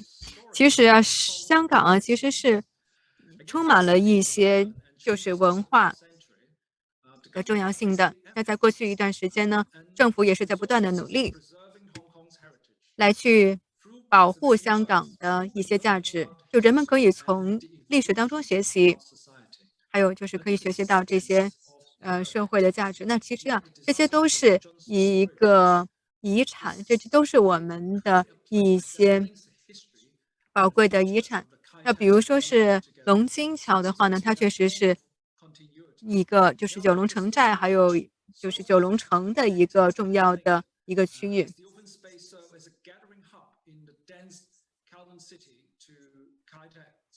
那它是也和就是在未来的话和启德的原地进行了一个联系，所以说是龙津桥的话呢，它确实是在现代会有新的一个角色。非常高兴，就是说香港政府会有重视这些项目，而通过这一些设计，虽然啊，他们的这个规模和其他项目来说的话非常的小，但是呢，香港是高密度的一个城市。那这里面呢还会有这样的一个设计，它就好像呢是在城市当中的一个密集的一个交汇处。那我觉得这样的一些项目啊，它是在就是说这么密集的城市的这么高的城市密度下来去做的是非常不容易的。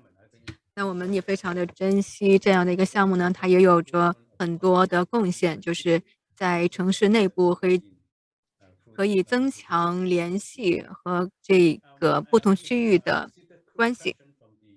好的，我们来看一下线上的观众的问题。第一个问题是城市大学的一个学生，是一个比较长的问题，是问魏先生的。我们看一下这个问题吧，我们看一下，就是在问答框当中的一个问题，就是说到呢，我们会关注，就是说我们知道您的这个团队啊，就是在去探索城市之间的一些特征。那我们呢也是希望就是了解哪些区域啊是需要我们特别去注意的，在城市更新的这些项目当中，哪些方面我们要特别的注意。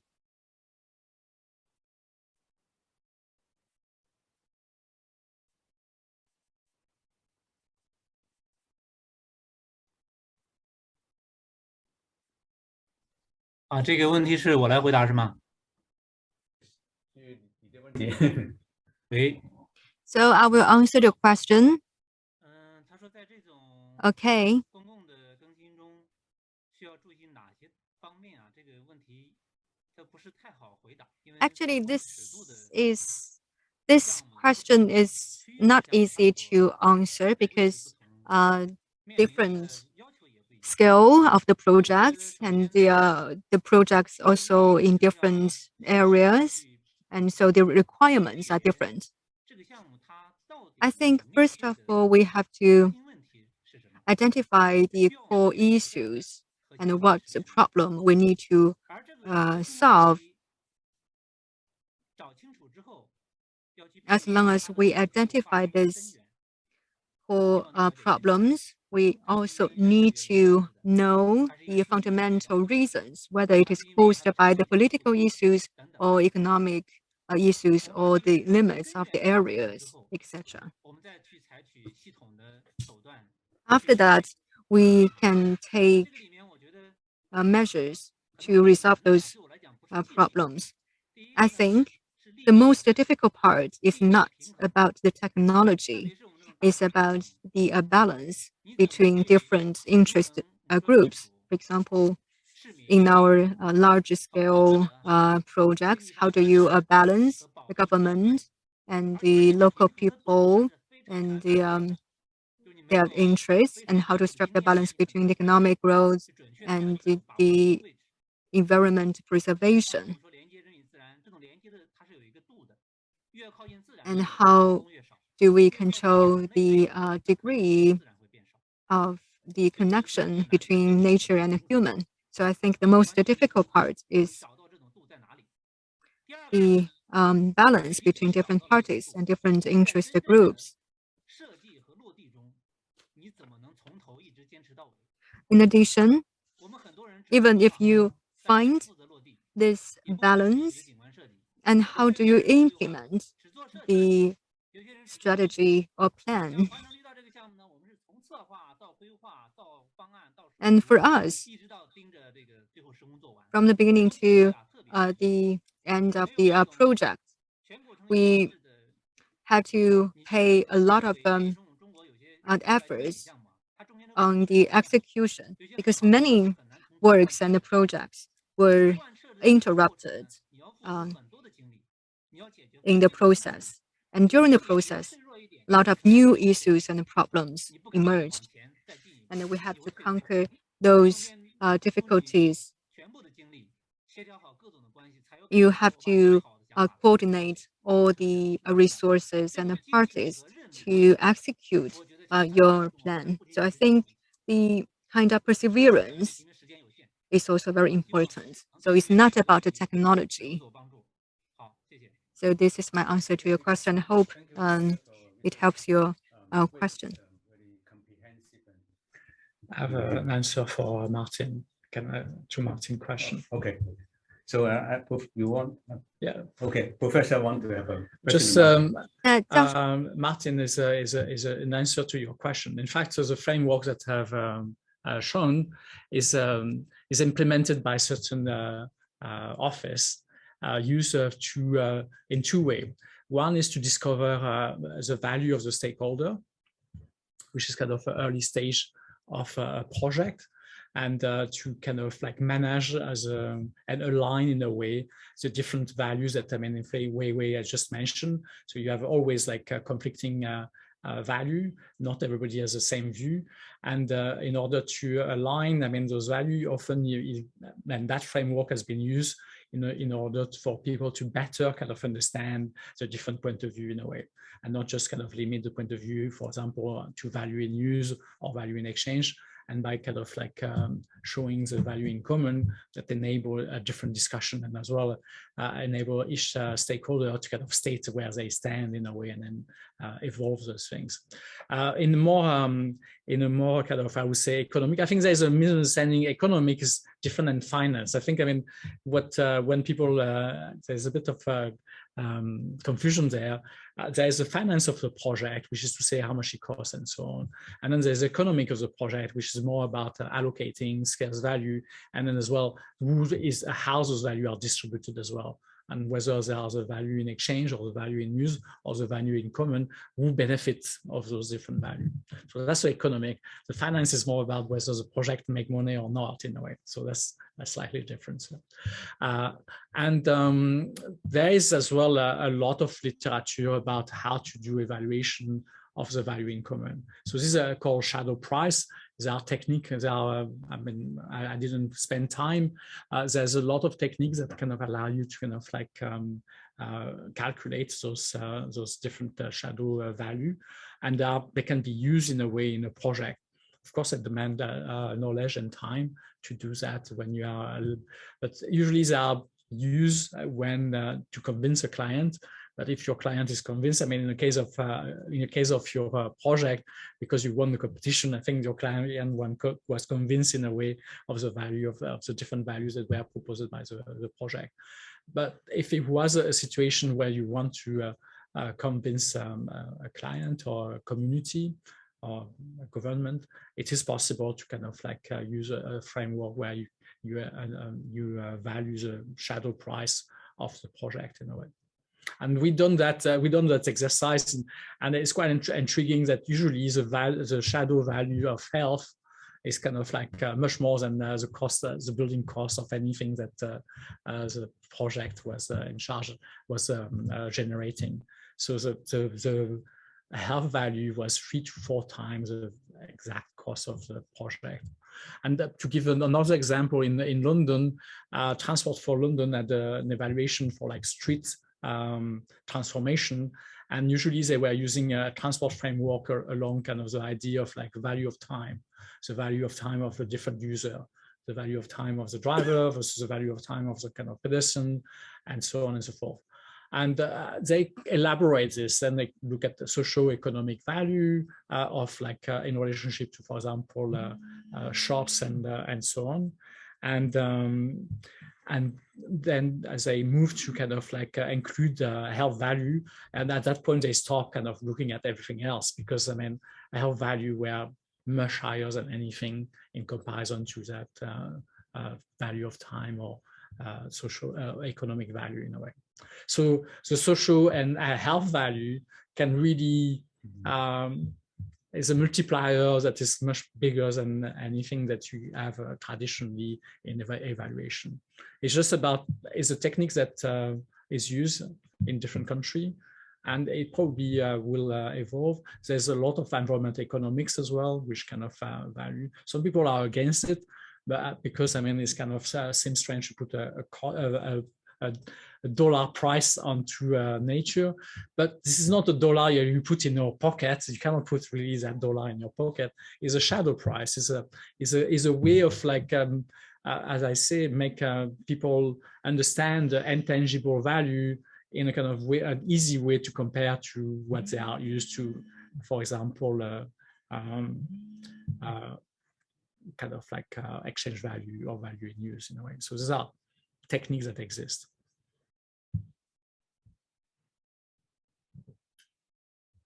Okay. So we have another question from the audience. You can now see it in the Q&A, and it is about a question related to this privileged people. He asked whether in your project you have taken into account the interests of people with disability. So I think this is a question to all the three keynote speakers.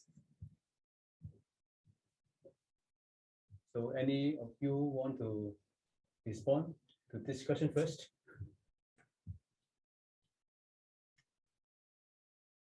Maybe Martin, do you have in your project, do you have any consideration for the disabled people? So I mean, our project is a planning vision. That is probably the earliest stage to have an influence that has an impact on people with disability. So I would think that you would want to communicate a planning vision in a way that everyone, no matter which ability they have, can understand and read it. Yeah, that has probably not been done on our project. Yeah, it's about we're on the exactly opposite range of solving this problem than a project that is going into execution and where we're talking about audio guides and ramps and things like this. Yeah, so it's I think a little bit difficult to pin it down at this point. It was not the main topic of our work. Okay. For a planning version. Yeah. Okay, Mr. Wei, in your presentation, I remember that you mentioned about the old man and the dog. Okay, I think you have already given consideration in for the elderly people at least. Okay. 就是环城绿道这个项目呢，最开始做的在规划之初呢，我们就提出来第一条的标准啊，就是要无障碍贯通。所以我们现在这个整条的绿道，它这个4米到5米宽的这条主线啊，是没有台阶的，是全程无障碍贯通的啊，这是我们当时定的一个标准。那像我们展示中看到的有些图片，像有些山谷啊，有些这个山脊会有一些登山道，有些台阶，这些呢主要是支线，主线是无障碍的。那里面其实有很多的场所是小孩啊，包括这个老人啊，大家各自玩各自的这个地方，有很丰富，各自不一样啊。对，那我们原则上是把这个老人的和小孩的会尽量让他们放在一起啊，因为也是方便他们活动，也方便老人对孩子的这种监护啊，这是我们主要考虑的。好，谢谢。Do you have any consideration for the disabled people in your project? The project for Longhua Stone Bridge is a connector project. It actually connects from the old Kowloon city to the new Kai Tak area and further to Sports Park. So all the government projects is full of, we are all incorporate all the inclusive design. So ramps, stairs is the norm. So everyone, old and young, disabled, and they all could go from one space to another. So we take great care in for the weakest citizens and with disabilities. So yes, we do very much take that in mind. Thank you. I'm interested in how we can serve the people with visual disability. Now, because they cannot see the remnant, the bridge remnant. So do you have any consideration? Do you allow them to touch the remnant? No, we don't allow them to touch as such, and we have barriers along the waters, and also we have plantings to stop people going into the remnants, and we have barriers so they won't actually basically go through the other side, so to speak. So yes, that is what we do is for both the ground floor and also the basement as well. So yes. So the question was about, I mean, how do you make visually impaired people experience the remnant? That's what your question was. I mean, so it's more about, I mean, if you cannot see that remain of the bridge in a way, how do you give the people that don't have visual experience a sense of like what the bridge was there in a way? I think there's probably some model somewhere, because I've seen that in, for example, in Kowloon Walled City, at the entrance of the Kowloon city, I mean the new park, there's a model in 3D that people can touch and kind of have a feel of what was there in a way as well. So I just wonder if you have done something similar in a park, in a urban valley.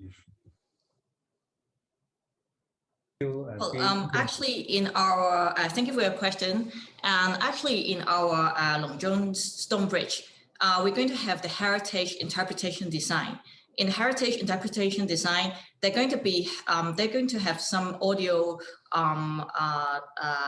description of the historical background, as well as to elaborate the space, as well as the historical background of the sites of the remnant of the stone bridge. So this, through the interpretation design, I think it can cater for the visually impaired people to feel our space, to experience our space, and as well as to educate them about the history of the Longjong Bridge. Okay, thank you. I think we look forward to some kind of proposal in future, because the project is still being implemented. That we can provide some means to help the people with disability to appreciate the historical value. And then Alain has proposed a very good suggestion that we can make a model of the environment, so that the people who cannot see but they can touch. Okay, I think simply some suggestion for your consideration. Okay. And we have also received one more question, right? And it's about sorry, this some how to win-win for all good. So this is a question about how to use the framework, the value framework in a way. So this usually take as a form of workshop where we bring the stakeholder together and you discuss the different type of value for the different group. And then by extending, because I mean, often the community just, they see the kind of like commercial rational, because they are not full as well. I mean, they understand, I mean, how development work and the finance of the development work. So it's important having the value in common and kind of like looking at, for example, whether the project kind of contribute to civic pride, or whether the project contribute to kind of like cultural value, or whether the project contribute to sometimes, I mean, sometimes there's a value which are like non-use values that are important to people as well. Is I don't use it, but I'm very happy that these things exist, and I'm very kind of like glad that that's happening, because, for example, the kid can play around, although I don't have a kid, or I'm 70-year-old and I'm not going to use it. So human beings have empathy about different kind of like different people that may value those things without them using them. So non-use value as well is one of those values. So creating a framework where people can talk all about those various aspects of value and community value as well. And then giving an estimation as well, how those things work, which is to say, it's not just giving a number, but how the benefit is acquired or accrued to different and distributed to different part of the community is as well important, saying in which way what we call the pathway to impact in a way happen, so people can understand and appreciate those different values as well. Okay, Martin, you want to say Yes. something? Well, I think as we're going into this new century and we have to deal with these new problems, we need to even go one step beyond. There's interesting new organization forms that even give non-human stakeholders a say in organizations and in decision making. I think we maybe know already of states that give rivers a legal status. And we have here in the Netherlands first organizations that have put non-human species on the board of directors of organizations and give them a voice in making these decisions. So we need to even go beyond what the question was about, disabled people or the usual group of stakeholders that we care for. We need to think beyond that, way beyond, I think. Okay, to Thomas or Mr. Wei want to respond to this question as well?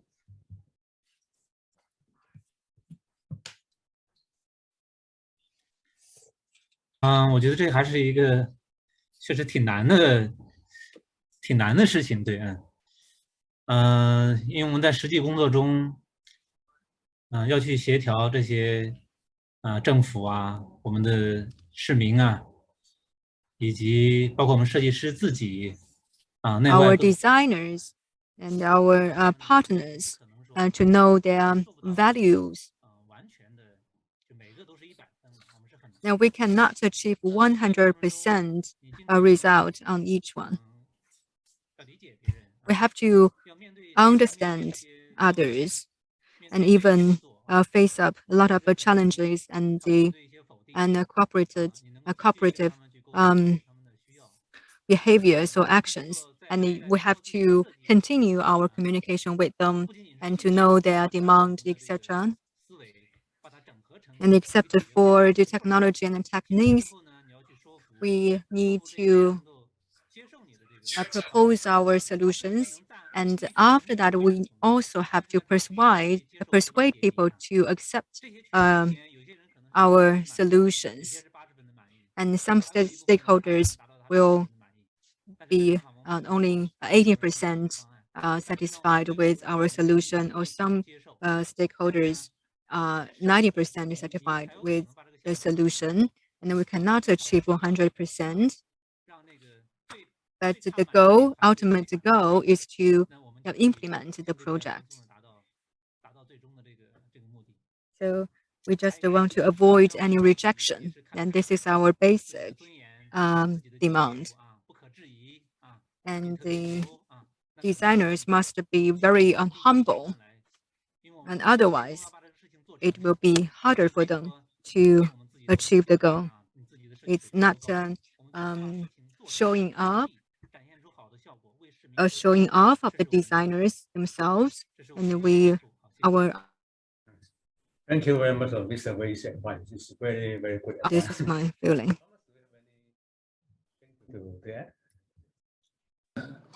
Yeah, I think for us, by connecting the Kowloon Wall City District at the heart of the future Kai-Tak development, the preservation corridor virtually linked the past to the future together. And with the newly planned comprehensive development area that abuts the two sides of the corridor, the original axial design of the stone bridge is preserved and emphasized in the form of the urban valley.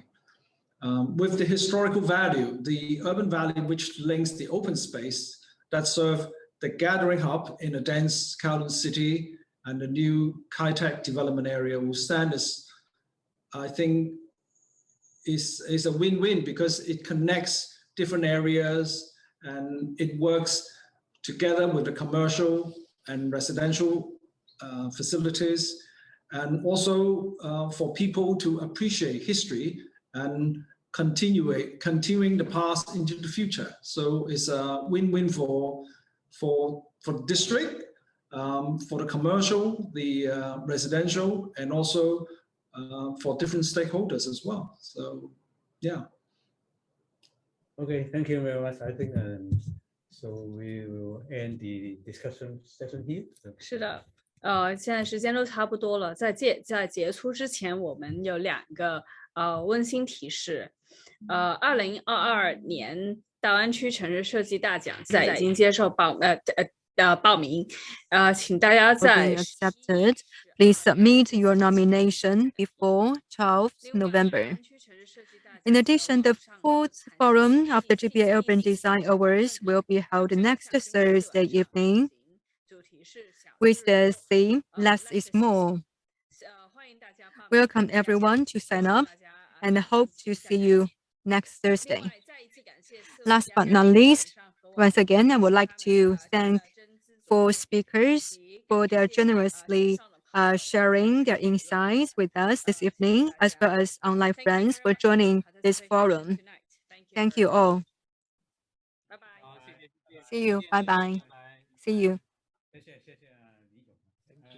Thank you very much. Bye-bye. 再见啊，再见。